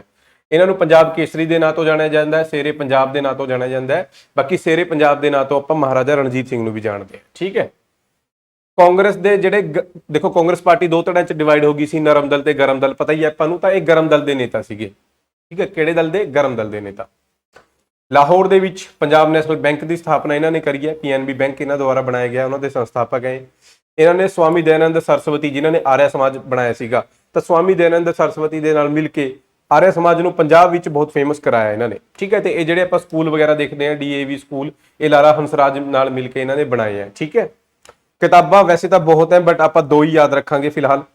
ਇੰਗਲੈਂਡਸ ਡੈਪਟ ਟੂ ਇੰਡੀਆ, ਠੀਕ ਹੈ ਜੀ, ਤੇ ਅਨਹੈਪੀ ਇੰਡੀਆ, ਸੁਪਰ ਇੰਪੋਰਟੈਂਟ ਹੈ, ਦੋਨੇ ਕਿਤਾਬਾਂ ਯਾਦ ਰੱਖਣੀਆਂ। ਅਨਹੈਪੀ ਇੰਡੀਆ ਇਹਨਾਂ ਨੇ 1928 ਚ ਲਿਖੀ ਸੀ। ਇਸ ਤੋਂ ਇਲਾਵਾ ਲਾਲਾ ਲਾਜਪਤ ਰਾਏ ਜੀ ਨੇ ਕਾਫੀ ਜੀਵਨੀਆਂ ਲਿਖੀਆਂ ਹਿੰਦੀ ਦੇ ਵਿੱਚ, ਜਿਵੇਂ ਸ਼ਿਵਾਜੀ ਦੀ ਜੀਵਨੀ, ਸ਼੍ਰੀ ਕ੍ਰਿਸ਼ਨ ਜੀ ਦੀ ਜੀਵਨੀ, ਮੈਨੀ ਜੀ, ਠੀਕ ਹੈ ਨਾ, ਗੈਰੀਬਾਲਡੀ ਤੇ ਹੋਰ ਕਈ ਮਹਾਂਪੁਰਖਾਂ ਦੀ ਜੀਵਨੀਆਂ ਇਹਨਾਂ ਨੇ ਲਿਖੀਆਂ। ਆਪਾਂ ਨੇ ਇਹ ਦੋ ਬੁੱਕਾਂ ਤਾਂ ਯਾਦ ਰੱਖਣੀ ਆ, ਅਨਹੈਪੀ ਇੰਡੀਆ ਤੇ ਇੰਗਲੈਂਡਸ ਡੈਪਟ ਟੂ ਇੰਡੀਆ, ਦੋ ਕਿਤਾਬਾਂ। ਓਕੇ। ਤੇ ਲਾਲਾ ਲਾਜਪਤ ਰਾਏ ਜੀ ਦਾ ਮੌਤ ਦਾ ਬਦਲਾ ਕਿਹਨੇ ਲਿਆ? ਭਗਤ ਸਿੰਘ ਨੇ ਲਿਆ। ਤਾਂ ਆਪਾਂ ਕੁਝ ਪੁਆਇੰਟ ਭਗਤ ਸਿੰਘ ਬਾਰੇ ਵੀ ਦੇਖਾਂਗੇ, ਕਿਉਂਕਿ ਉਹਨਾਂ ਦੇ ਉੱਤੇ ਵੀ ਡੈਫੀਨੇਟਲੀ ਪੰਜਾਬ ਦੇ ਪੇਪਰਾਂ 'ਚ ਕੁਐਸਚਨ ਪੁੱਛੇ ਜਾਂਦੇ ਆ। ਠੀਕ ਹੈ। ਤਾਂ ਭਗਤ ਸਿੰਘ ਦਾ ਜਨਮ ਬਈ ਪਤਾ ਹੀ ਹੈ ਤੁਹਾਨੂੰ, 28 ਸਤੰਬਰ 1907। ਪਿੰਡ ਕਿਹੜਾ ਹੈ? ਪਿੰਡ ਬੰਗਾ, ਜ਼ਿਲ੍ਹਾ ਲਾਇਲਪੁਰ, ਪਾਕਿਸਤਾਨ ਦੇ ਵਿੱਚ ਹੈ ਹੁਣ। ਬਾਕੀ ਇਹਨਾਂ ਦਾ ਜੱਦੀ ਘਰ ਕਿੱਥੇ ਹੈ? ਜੱਦੀ ਘਰ ਪਿੰਡ ਖਟਕੜ ਕਲਾ, ਨਵਾਂ ਸ਼ਹਿਰ, ਜਿਹਨੂੰ ਅੱਜ ਆਪਾਂ ਸ਼ਹੀਦ ਭਗਤ ਸਿੰਘ ਨਗਰ SBS ਨਗਰ ਬੋਲਦੇ ਹਾਂ, ਉਸ ਜ਼ਿਲ੍ਹੇ ਦੇ ਵਿੱਚ ਹੈ। ਬਚਪਨ ਦਾ ਨਾਂ ਕੀ ਸੀਗਾ ਜੀ? ਭਾਗਾਵਾਲਾ। ਠੀਕ ਹੈ। ਮਾਤਾ ਦਾ ਨਾਂ ਵਿਦਿਆਵਤੀ, ਪਿਤਾ ਦਾ ਨਾਂ ਕਿਸ਼ਨ ਸਿੰਘ, ਦਾਦੇ ਦਾ ਨਾਂ ਅਰਜਨ ਸਿੰਘ ਤੇ ਚਾਚੇ ਦਾ ਨਾਂ ਅਜੀਤ ਸਿੰਘ, ਜਿਹੜਾ ਕਿ ਆਪਾਂ ਨੇ ਪਿਛਲੀ ਕਲਾਸ ਦੇ ਵਿੱਚ ਪੜ੍ਹਿਆ। ਅਜੀਤ ਸਿੰਘ, ਠੀਕ ਹੈ ਨਾ, ਕ੍ਰਾਂਤੀਕਾਰੀ ਸੀਗੇ ਇਹ ਵੀ, ਮਤਲਬ ਫਰੀडम ਫਾਈਟਰ ਸੀਗੇ, ਹਨਾ। ਤਾਂ ਬਚਪਨ ਦੇ ਵਿੱਚ 5ਵੀਂ ਜਮਾਤ ਤੱਕ ਉੱਥੇ ਹੀ ਪੜ੍ਹੇ ਆ ਜੀ। ਉਸ ਤੋਂ ਬਾਅਦ 5ਵੀਂ ਜਮਾਤ ਤੋਂ ਬਾਅਦ ਡੀਏਵੀ ਦੇ ਲਾਹੌਰ ਦੇ ਡੀਏਵੀ ਸਕੂਲ ਦੇ ਵਿੱਚ ਇਹਨਾਂ ਨੇ ਦਾਖਲਾ ਲੈ ਲਿਆ। ਤੇ ਡੀਏਵੀ ਸਕੂਲ ਕਿਹਨਾਂ ਦਾ ਸੀਗਾ? ਆਰਿਆ ਸਮਾਜੀਆਂ ਦਾ। ਤੇ ਇਹਨਾਂ ਦੀ ਵਿਚਾਰਧਾਰਾ ਵੀ ਕਿਹੋ ਜਿਹੀ ਰਹੀ ਹੈ? ਆਰਿਆ ਸਮਾਜ ਵਾਲੀ ਵਿਚਾਰਧਾਰਾ ਇਹਨਾਂ ਦੀ ਰਹੀ ਹੈ। ਠੀਕ ਹੈ, ਆਰਿਆ ਸਮਾਜੀ ਹੋ ਗਏ ਸੀ ਤੇ ਲਾਲਾ ਲਾਜਪਤ ਰਾਏ ਦੇ ਇਨਫਲੂਐਂਸ ਦੇ ਵਿੱਚ। ਤੇ ਲਾਲਾ ਲਾਜਪਤ ਰਾਏ ਦੇ ਨਾਲ ਜਿਹੜੀ ਮੁਲਾਕਾਤ ਵਗੈਰਾ ਹੈ, ਸਾਰਾ ਕੁਝ ਇੱਥੇ ਹੀ ਹੋਈ ਹੈ। ਠੀਕ ਹੈ। ਇੱਥੇ ਰਾਸ਼ਟਰਵਾਦੀ ਨੇਤਾਵਾਂ ਦੇ ਸੰਪਰਕ ਵਿੱਚ ਆਈ, ਜਿਵੇਂ ਲਾਲਾ ਲਾਜਪਤ ਰਾਏ ਹੋ ਗਿਆ, ਕ੍ਰਾਂਤੀਕਾਰੀ ਰਾਸ ਬਿਹਾਰੀ ਬੋਸ ਸੀਗੇ ਜੀ। ਠੀਕ ਹੈ, ਇਹਨਾਂ ਦੇ ਨਾਲ ਸੰਪਰਕ ਦੇ ਵਿੱਚ ਆਏ ਆ। ਓਕੇ। ਉਸ ਤੋਂ ਬਾਅਦ 1921 ਵਿੱਚ ਲਾਲਾ ਲਾਜਪਤ ਰਾਏ ਵੱਲੋਂ ਸ਼ੁਰੂ ਕੀਤੇ ਗਏ ਨੈਸ਼ਨਲ ਕਾਲਜ ਲਾਹੌਰ, ਤਾਂ ਕਾਲਜ ਦੇ ਵਿੱਚ ਦਾਖਲਾ ਹੋਇਆ ਜੀ ਲਾਹੌਰ ਦੇ। ਠੀਕ ਹੈ ਜੀ। ਇੱਥੇ ਭਗਤ ਸਿੰਘ ਨੂੰ ਹੋਰ ਬਹੁਤ ਕ੍ਰਾਂਤੀਕਾਰੀ ਮਿਲੇ ਆ ਜੀ, ਉਹਨਾਂ ਦੇ ਸੰਪਰਕ ਦੇ ਵਿੱਚ ਆਏ ਆ ਭਗਤ ਸਿੰਘ, ਜਿਵੇਂ ਭਗਵਤੀ ਚਰਨ ਵੋਹਰਾ ਹੋ ਗਿਆ, ਸੁਖਦੇਵ ਥਾਪਰ, ਯਸ਼ਪਾਲ, ਰਾਮ ਕਿਸ਼ਨ। ਇਹ ਬਹੁਤ ਜਿਹੇ ਕ੍ਰਾਂਤੀਕਾਰੀ ਸੀਗੇ ਜਿਹੜੇ ਇਹਨਾਂ ਦੇ ਯਾਰ ਮਿੱਤਰ ਬਣੇ ਆ। ਠੀਕ ਹੈ ਨਾ, ਇੱਕ ਇਹਨਾਂ ਨੇ ਟੀਮ ਬਣਾਈ ਆ ਹੌਲੀ ਹੌਲੀ ਕਰਕੇ। ਠੀਕ ਹੈ। ਤੇ ਭਗਤ ਸਿੰਘ ਇਹਨਾਂ ਦੇ ਕਾਲਜ ਦਾ ਪ੍ਰੋਫੈਸਰ ਸੀਗਾ ਜੀ ਜੈ ਚੰਦਰ ਵਿਦਿਆਲੰਕਰ। ਠੀਕ ਹੈ ਜੀ। ਇਹਨਾਂ ਦੇ ਵਿਚਾਰਾਂ ਤੋਂ ਬਹੁਤ ਜ਼ਿਆਦਾ ਪ੍ਰਭਾਵੀ ਸੀਗੇ। ਇੱਥੇ ਹੀ ਕਾਲਜ ਦੇ ਵਿੱਚ ਭਗਤ ਸਿੰਘ ਨੇ ਸਾਰੀ ਕ੍ਰਾਂਤੀਆਂ, ਫਰਾਂਸੀ ਕ੍ਰਾਂਤੀ, ਰੂਸੀ ਕ੍ਰਾਂਤੀ, ਸਾਰੀ ਕ੍ਰਾਂਤੀਆਂ ਦਾ ਬਹੁਤ ਹੀ ਡਿਟੇਲ ਦੇ ਵਿੱਚ ਅਧਿਐਨ ਕਰਿਆ, ਹਿਸਟਰੀ ਦਾ। ਠੀਕ ਹੈ। ਉੱਥੋਂ ਫਿਰ 1924 ਦੇ ਵਿੱਚ ਲਾਹੌਰ ਨੂੰ ਛੱਡ ਕੇ ਭਗਤ ਸਿੰਘ ਕਿੱਥੇ ਚਲੇ ਗਏ ਜੀ? ਕਾਨਪੁਰ ਚਲੇ ਗਏ। ਕਿੱਥੇ ਚਲੇ ਗਏ? ਕਾਨਪੁਰ। ਤੇ ਕਾਨਪੁਰ ਦੇ ਵਿੱਚ ਇੱਕ ਬੰਦੇ ਨਾਲ ਮੁਲਾਕਾਤ ਹੋਈ ਹੈ, ਗਣੇਸ਼ ਸ਼ੰਕਰ ਵਿਦਿਆਰਥੀ। ਕਿਹਾ ਜਾਂਦਾ ਕਿ ਪ੍ਰੋਫੈਸਰ ਜਿਹੜੇ ਸੀਗੇ ਜੀ ਜੈ ਚੰਦਰ, ਉਹਨਾਂ ਨੇ ਹੀ ਭਗਤ ਸਿੰਘ ਨੂੰ ਕਾਨਪੁਰ ਦੇ ਵਿੱਚ ਗਣੇਸ਼ ਸ਼ੰਕਰ ਵਿਦਿਆਰਥੀ ਨਾਲ ਮਿਲਵਾਇਆ ਸੀਗਾ। ਇਹ ਵੀ ਗਣੇਸ਼ ਸ਼ੰਕਰ ਵਿਦਿਆਰਥੀ ਕ੍ਰਾਂਤੀਕਾਰੀ ਸੀਗੇ ਤੇ ਇਹਨਾਂ ਦੀ ਆਪਣੀ ਇੱਕ ਸੰਸਥਾ ਸੀਗੀ। ਤਾਂ ਗਣੇਸ਼ ਸ਼ੰਕਰ ਵਿਦਿਆਰਥੀ ਨੇ ਭਗਤ ਸਿੰਘ ਨੂੰ ਉਹ ਸੰਸਥਾ ਹਿੰਦੁਸਤਾਨ ਰਿਪਬਲਿਕਨ ਐਸੋਸੀਏਸ਼ਨ ਦਾ ਮੈਂਬਰ ਬਣਵਾਇਆ। ਕਿਹਦਾ ਮੈਂਬਰ ਬਣਵਾਇਆ ਜੀ? ਹਿੰਦੁਸਤਾਨ ਰਿਪਬਲਿਕਨ ਐਸੋਸੀਏਸ਼ਨ ਦਾ ਮੈਂਬਰ ਬਣਵਾਇਆ। ਤਾਂ ਹਿੰਦੁਸਤਾਨ ਰਿਪਬਲਿਕਨ ਐਸੋਸੀਏਸ਼ਨ ਕਿਹਨਾਂ ਨੇ ਬਣਾਈ ਸੀ? ਤੇ ਇਹਨਾਂ ਬਾਰੇ ਇੱਕ ਦੋ ਪੁਆਇੰਟ ਆਪਾਂ ਦੇਖ ਲਾਂਗੇ। ਠੀਕ ਹੈ। ਹਿੰਦੁਸਤਾਨ ਰਿਪਬਲਿਕਨ ਐਸੋਸੀਏਸ਼ਨ 1924 ਦੇ ਵਿੱਚ ਕਾਨਪੁਰ 'ਚ ਬਣੀ ਸੀ। ਕਿਹਨੇ ਬਣਾਈ ਸੀ? ਰਾਮ ਪ੍ਰਸਾਦ ਬਿਸਮਿਲ, ਸਚਿਨ ਸਨਿਆਲ, ਯੋਗੇਸ਼ ਚੰਦਰ ਚੈਟਰਜੀ, ਇਹਨਾਂ ਨੇ ਬਣਾਈ ਸੀ। ਤੇ ਇਹਨਾਂ ਦਾ ਏਮ ਕੀ ਸੀਗਾ? ਇਹਨਾਂ ਦਾ ਏਮ ਸੀਗਾ ਕਿ ਹਥਿਆਰਾਂ ਰਾਹੀਂ ਕ੍ਰਾਂਤੀ ਕਰਾਂਗੇ, ਹਥਿਆਰ ਬੰਦ ਕ੍ਰਾਂਤੀ ਕਰਕੇ ਇਹ ਜਿਹੜੀ ਅੰਗਰੇਜ਼ ਸਰਕਾਰ ਹੈ, ਬਸਤੀਵਾਦੀ ਸਰਕਾਰ, ਇਹਨਾਂ ਨੂੰ ਉਖਾੜ ਕੇ ਸੁੱਟਾਂਗੇ ਤੇ ਭਾਰਤ ਦੇ ਵਿੱਚ ਗਣਰਾਜ ਦੀ ਸਥਾਪਨਾ ਕਰਾਂਗੇ, ਯਾਨੀ ਹਥਿਆਰਾਂ ਦੇ ਦਮ ਤੇ ਅੰਗਰੇਜ਼ਾਂ ਨੂੰ ਇੱਥੋਂ ਕੱਢਾਂਗੇ। ਇਹ ਏਮ ਸੀਗਾ ਜੀ ਹਿੰਦੁਸਤਾਨ ਰਿਪਬਲਿਕਨ ਐਸੋਸੀਏਸ਼ਨ ਦਾ। ਤੇ ਹੁਣ ਹਥਿਆਰ ਚਾਹੀਦੇ ਆ, ਸੈਨਾ ਚਾਹੀਦੀ ਹੈ, ਯਾਨੀ ਕਿ ਕੁੱਲ ਮਿਲਾ ਕੇ ਸਭ ਤੋਂ ਪਹਿਲਾਂ ਪੈਸਾ ਚਾਹੀਦਾ ਹੈ। ਤੇ ਇਹ ਟ੍ਰੇਨ ਵਗੈਰਾ ਲੁੱਟਦੇ ਆ, ਤੁਸੀਂ ਸੁਣਿਆ ਹੋਣਾ ਕਾਕੋਰੀ ਕਾਂਡ, ਸੁਣਿਆ? ਠੀਕ ਹੈ ਜੀ। ਇੰਡੀਆ ਜੀ ਕੇ ਜਦੋਂ ਆਪਾਂ ਪੜ੍ਹਦੇ ਹਾਂ ਕਾਕੋਰੀ ਕਾਂਡ ਆਪਾਂ ਪੜ੍ਹਦੇ ਹਾਂ ਜੀ, ਕਾਕੋਰੀ ਟ੍ਰੇਨ ਰੋਬਰੀ, ਤਾਂ ਇਹ ਹਿੰਦੁਸਤਾਨ ਰਿਪਬਲਿਕਨ ਐਸੋਸੀਏਸ਼ਨ ਨੇ ਹੀ ਕਰੀ ਸੀਗੀ 1925 ਦੇ ਵਿੱਚ, ਕਾਕੋਰੀ ਟ੍ਰੇਨ ਰੋਬਰੀ। ਠੀਕ ਹੈ, ਜਿਹਦੇ ਚ ਅਸ਼ਫਾਕ ਉੱਲਾ ਖਾਨ ਹੋ ਗਿਆ, ਠੀਕ ਹੈ ਜੀ, ਰਾਜਿੰਦਰ ਲਹਿਰੀ ਸੀਗਾ, ਰਾਮ ਪ੍ਰਸਾਦ ਬਿਸਮਿਲ, ਇਹ ਸਾਰੇ ਮਿਲ ਕੇ ਠਾਕੁਰ ਰੋਸ਼ਨ ਸਿੰਘ, ਇਹਨਾਂ ਨੂੰ ਫਾਂਸੀ ਹੁੰਦੀ ਹੈ। ਠੀਕ ਹੈ। ਤਾਂ ਇਹ ਸੰਸਥਾ ਜਿਹੜੀ ਫਿਰ ਮਤਲਬ ਸਲੋ ਹੋ ਜਾਂਦਾ ਹੈ ਕੰਮ, ਇਹਨਾਂ ਦਾ ਪ੍ਰੋਸੈਸ ਹੈ ਜਿਹੜਾ ਸਲੋ ਹੋ ਜਾਂਦਾ ਹੈ। ਬਾਅਦ ਦੇ ਵਿੱਚ ਚੰਦਰ ਸ਼ੇਖਰ ਆਜ਼ਾਦ ਤੇ ਭਗਤ ਸਿੰਘ ਇਸ ਸੰਸਥਾ ਨੂੰ ਦੁਬਾਰੇ ਖੜਾ ਕਰਦੇ ਆ। ਠੀਕ ਹੈ, ਪੜਾਂਗੇ ਉਹਦੇ ਬਾਰੇ ਵੀ। ਫਿਰ ਭਗਤ ਸਿੰਘ ਨੇ ਪੰਜਾਬ ਦੇ ਵਿੱਚ ਆ ਕੇ ਜੀ ਨੌਜਵਾਨ ਭਾਰਤ ਸਭਾ ਬਣਾਈ ਹੈ। ਕਿਹੜੀ ਸਭਾ ਬਣਾਈ ਹੈ? ਨੌਜਵਾਨ ਭਾਰਤ ਸਭਾ।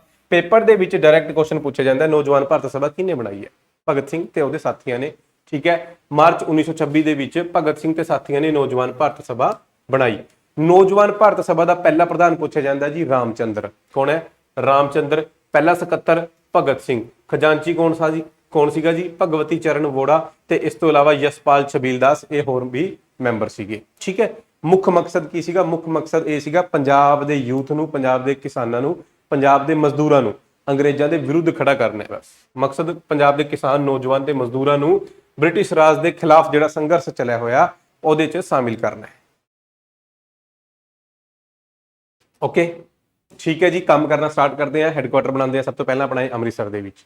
ਠੀਕ ਹੈ, ਹੁਣ ਦੇਖੋ ਇਹਨਾਂ ਨੇ ਫੋਕਸ ਕਿੱਥੇ ਰੱਖਿਆ? ਮੇਨਲੀ ਯੂਥ ਤੋਂ ਇਲਾਵਾ ਕਿਸਾਨ ਤੇ ਮਜ਼ਦੂਰ। ਤੇ ਕਿਸਾਨ ਤੇ ਮਜ਼ਦੂਰਾਂ ਦੀ ਇੱਕ ਪਾਰਟੀ ਹੋਰ ਸੀ ਉਸ ਟਾਈਮ ਪੰਜਾਬ ਦੇ ਵਿੱਚ, ਤਾਂ ਉਹਦੇ ਨਾਲ ਮਿਲ ਕੇ ਕੰਮ ਕਰਨ ਬਾਰੇ ਵੀ ਇਹ ਸਲਾਹ ਕਰਦੇ ਆ ਤੇ ਫਿਰ ਕੰਮ ਵੀ ਕਰਦੇ ਆ ਉਹਦੇ ਨਾਲ ਮਿਲ ਕੇ। ਠੀਕ ਹੈ, ਉਹ ਵੀ ਦੇਖ ਲਾਂਗੇ ਆਪਾਂ। ਮੁੱਖ ਕੇਂਦਰ ਬਣਾਇਆ ਜੀ ਅੰਮ੍ਰਿਤਸਰ। ਠੀਕ ਹੈ, ਯਾਦ ਰੱਖਣਾ, ਪੁੱਛਿਆ ਜਾਂਦਾ ਹੈ ਨੌਜਵਾਨ ਭਾਰਤ ਸਭਾ ਦਾ ਮੁੱਖ ਕੇਂਦਰ ਅੰਮ੍ਰਿਤਸਰ ਹੈ।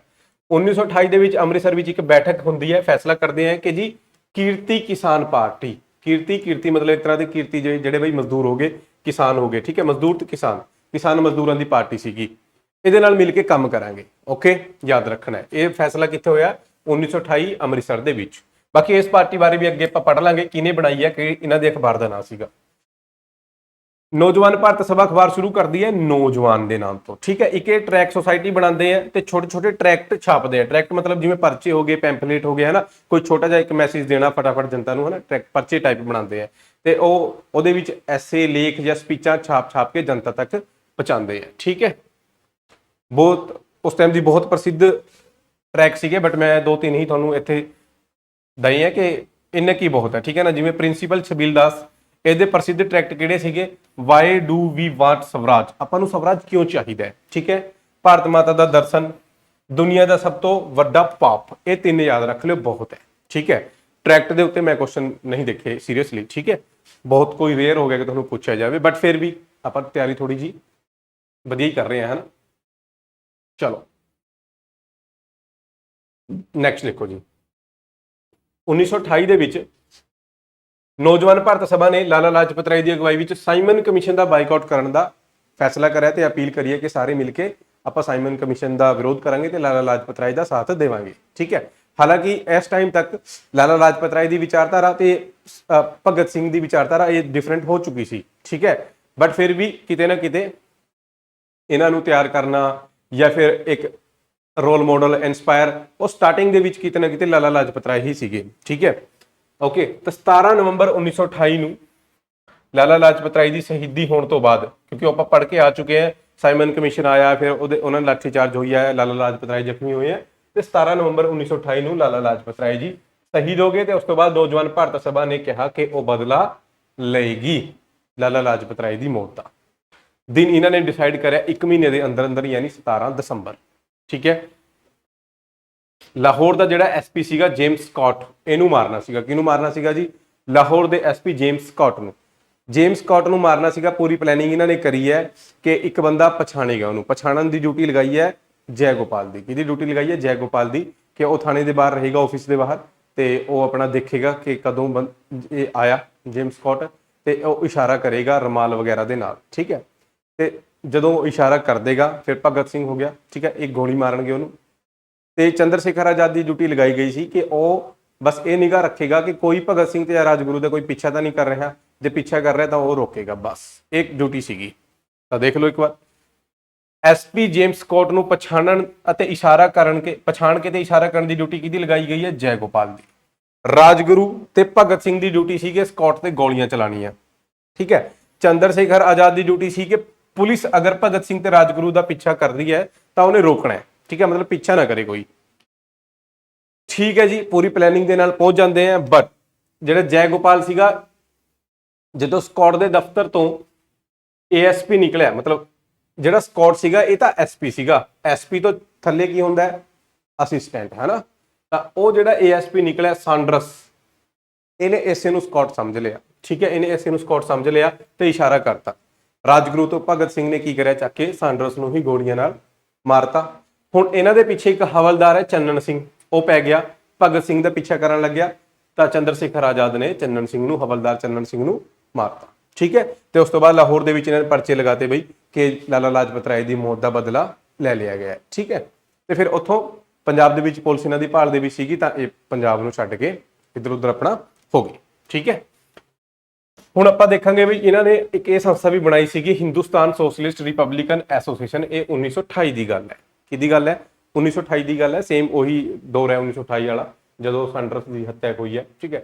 1925 ਦੇ ਵਿੱਚ ਕਾਕੋਰੀ ਕਾਂਡ ਤੋਂ ਬਾਅਦ ਚੰਦਰ ਸ਼ੇਖਰ ਆਜ਼ਾਦ ਦੀ ਅਗਵਾਈ ਵਿੱਚ ਨਵੇਂ ਸੰਗਠਨ ਦੀ ਸਥਾਪਨਾ ਹੋਈ ਹੈ, ਕਿਉਂਕਿ ਉਹ ਪਹਿਲੇ ਵਾਲਾ ਜਿਹੜਾ ਸੰਗਠਨ ਸੀਗਾ ਹਿੰਦੁਸਤਾਨ ਰਿਪਬਲਿਕਨ ਐਸੋਸੀਏਸ਼ਨ, ਉਹਦੇ ਤਾਂ ਜਿਹੜੇ ਫਾਊਂਡਿੰਗ ਮੈਂਬਰ ਸੀ ਉਹ ਸਾਰੇ ਜਾ ਚੁੱਕੇ ਸੀ, ਠੀਕ ਹੈ ਨਾ, ਸਾਰੇ ਸ਼ਹੀਦ ਹੋ ਚੁੱਕੇ ਸੀ। ਹੁਣ ਚੰਦਰ ਸ਼ੇਖਰ ਆਜ਼ਾਦ ਸੋਚਦੇ ਆ ਕਿ ਇਹ ਸੰਸਥਾ ਨੂੰ ਦੁਬਾਰੇ ਖੜਾ ਕਰਿਆ ਜਾਵੇ ਤਾਂ ਇਹਦੇ 'ਚ ਇੱਕ ਨਵਾਂ ਵਰਡ ਐਡ ਕਰਦੇ ਆ, ਸੋਸ਼ਲਿਸਟ, ਠੀਕ ਹੈ, ਕਿਉਂਕਿ ਇਹ ਸਾਰੇ ਹੁਣ ਸੋਸ਼ਲਿਸਟ ਹੋ ਚੁੱਕੇ ਸੀ, ਸਾਮਰਾਜਵਾਦੀ ਵਿਚਾਰਧਾਰਾ ਇਹਨਾਂ ਦੇ ਨਾਲ ਪ੍ਰਭਾਵਿਤ ਹੋ ਚੁੱਕੇ ਸੀਗੇ, ਠੀਕ ਹੈ।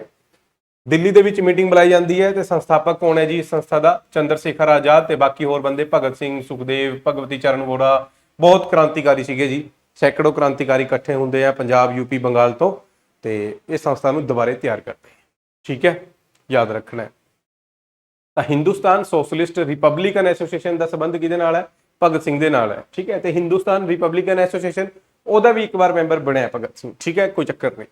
ਬਾਕੀ ਨੌਜਵਾਨ ਭਾਰਤ ਸਭਾ ਦਾ ਆਪਣੇ ਆਪ ਹੀ ਇਹਨਾਂ ਨੇ ਬਣਾਈ ਹੈ, ਠੀਕ ਹੈ।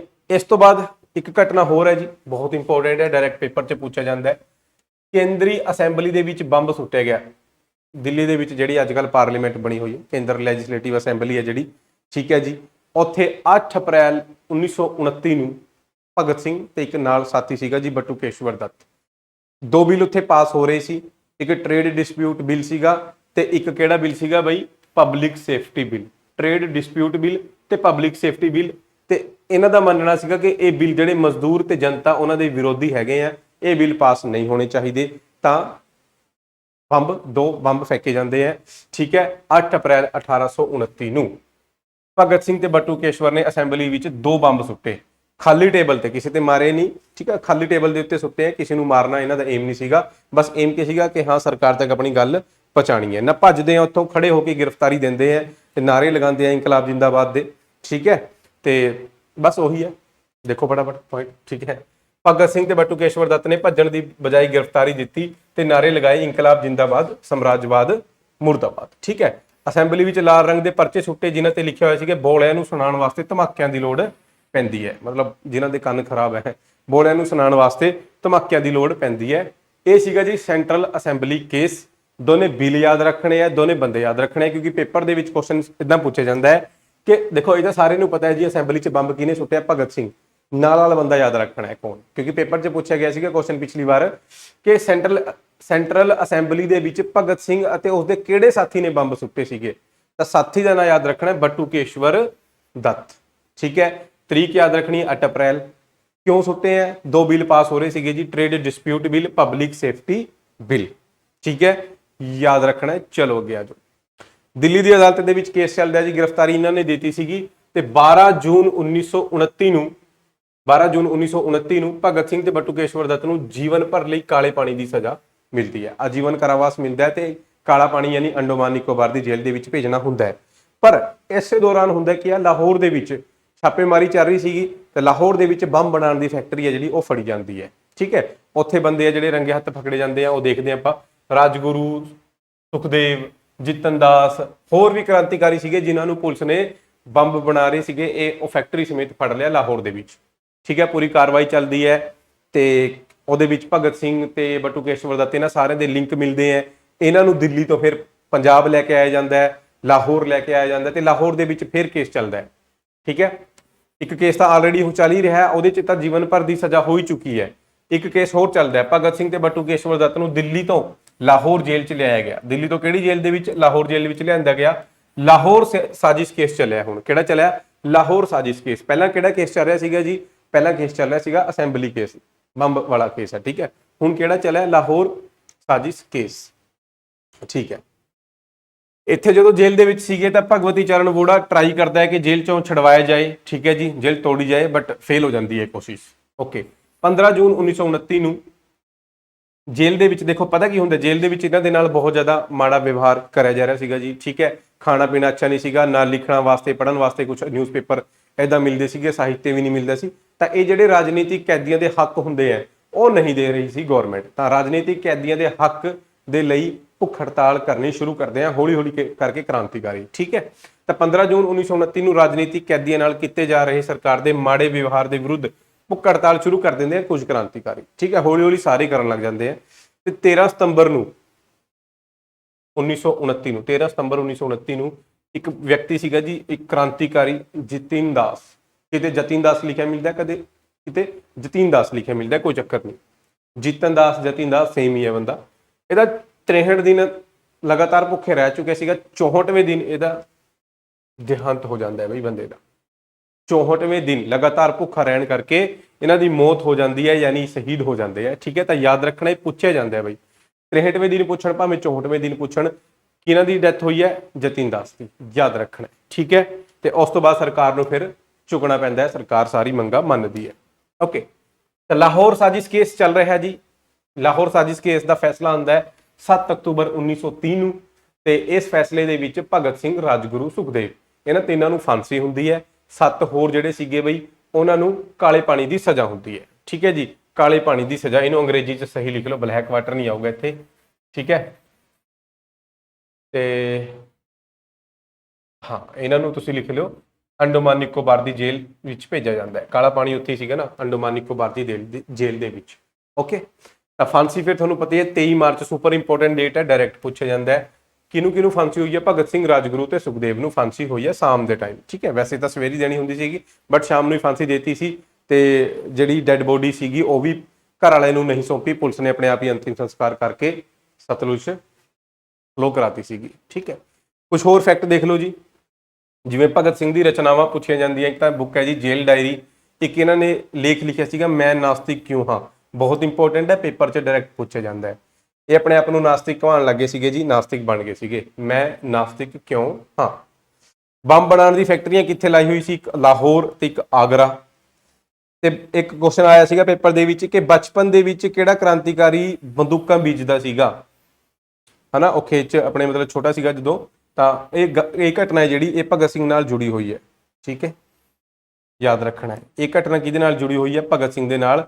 ਉਹ ਬੰਦੂਕ ਨੂੰ ਧਰਤੀ 'ਚ ਬੀਜਦੇ ਆ ਕਿ ਹਾਂ ਜੀ ਇਹਦਾ ਪੇੜ ਆਏਗਾ ਤੇ ਇਹਦੇ ਪੇੜ ਤੇ ਬਹੁਤ ਸਾਰੀ ਬੰਦੂਕਾਂ ਲੱਗਣਗੀਆਂ। ਠੀਕ ਹੈ, ਕੁਐਸਚਨ ਆ ਜਾਂਦਾ ਜੀ ਦੁਰਗਾ ਭਾਬੀ ਬਾਰੇ ਕਿ ਦੁਰਗਾ ਭਾਬੀ ਕੌਣ ਸੀ। ਤਾਂ ਦੁਰਗਾ ਭਾਬੀ ਉਹ ਮਹਿਲਾ ਸੀਗੀ ਬਈ, ਉਹ ਕ੍ਰਾਂਤੀਕਾਰੀ ਮਹਿਲਾ ਜਿਹਨੇ ਭਗਤ ਸਿੰਘ ਨੂੰ ਪੰਜਾਬ ਤੋਂ ਨਿਕਲਣ ਦੇ ਵਿੱਚ ਹੈਲਪ ਕਰੀ ਸੀ। ਤੇ ਇੱਥੋਂ ਨਿਕਲ ਕੇ, ਪੰਜਾਬ ਤੋਂ ਨਿਕਲ ਕੇ ਭਗਤ ਸਿੰਘ ਕਿੱਥੇ ਗਿਆ ਸੀਗਾ, ਬੰਗਾਲ। ਠੀਕ ਹੈ, ਇਹ ਦੁਰਗਾ ਭਾਬੀ ਹੈ ਕੌਣ ਸੀ, ਤਾਂ ਦੁਰਗਾ ਭਾਬੀ ਸੀਗੀ ਜੀ ਕ੍ਰਾਂਤੀਕਾਰੀ ਭਗਵਤੀ ਚਰਨ ਵੋੜਾ ਦੀ ਪਤਨੀ। ਠੀਕ ਹੈ, ਯਾਦ ਰੱਖਣਾ ਹੈ ਭਗਵਤੀ ਚਰਨ ਵੋੜਾ ਦੀ ਪਤਨੀ। ਬਾਕੀ ਦੋ ਜਿਹੜੇ ਹੋਰ ਕ੍ਰਾਂਤੀਕਾਰੀ ਆ ਜੀ, ਸ਼ਿਵਰਾਮ ਰਾਜਗੁਰੂ, ਉਹ ਕਿੱਥੋਂ ਦੇ ਰਹਿਣ ਵਾਲੇ ਸੀਗੇ, ਉਹ ਖੇਡ ਜਗ੍ਹਾ ਹੈਗੀ ਹੈ ਪੁਣੇ ਮਹਾਰਾਸ਼ਟਰ ਦੇ, ਉੱਥੋਂ ਦੇ ਰਹਿਣ ਵਾਲੇ ਸੀਗੇ ਸ਼ਿਵਰਾਮ ਰਾਜਗੁਰੂ। ਤੇ ਸੁਖਦੇਵ ਥਾਪਰ ਆਪਣੇ ਪੰਜਾਬ ਤੋਂ ਸੀਗੇ ਜੀ, ਲੁਧਿਆਣੇ ਤੋਂ। ਕਿੱਥੋਂ, ਲੁਧਿਆਣੇ ਤੋਂ। ਇਹ ਸਾਰੀ ਗੱਲਾਂ ਯਾਦ ਰੱਖਣ ਵਾਲੀ ਹੈਗੀਆਂ, ਪੁੱਛੀ ਜਾਂਦੀ ਹੈ ਪੇਪਰਾਂ ਦੇ ਵਿੱਚ। ਠੀਕ ਹੈ, ਓਕੇ। ਕਿਰਤੀ ਕਿਸਾਨ ਪਾਰਟੀ ਦਾ ਜ਼ਿਕਰ ਆਇਆ ਸੀਗਾ ਵਿੱਚ, ਉਹਦੇ ਬਾਰੇ ਵੀ ਦੇਖ ਲੈਂਦੇ ਆ, ਜ਼ਿਆਦਾ ਤਾਂ ਕੁਝ ਨਹੀਂ ਯਾਦ ਰੱਖਣ ਵਾਲਾ। ਕਿਹਨੇ ਬਣਾਈ ਹੈ, ਕਦ ਬਣਾਈ ਹੈ, ਇੱਕ ਸਮਾਚਾਰ ਪੱਤਰ ਸੀਗਾ ਬਸ।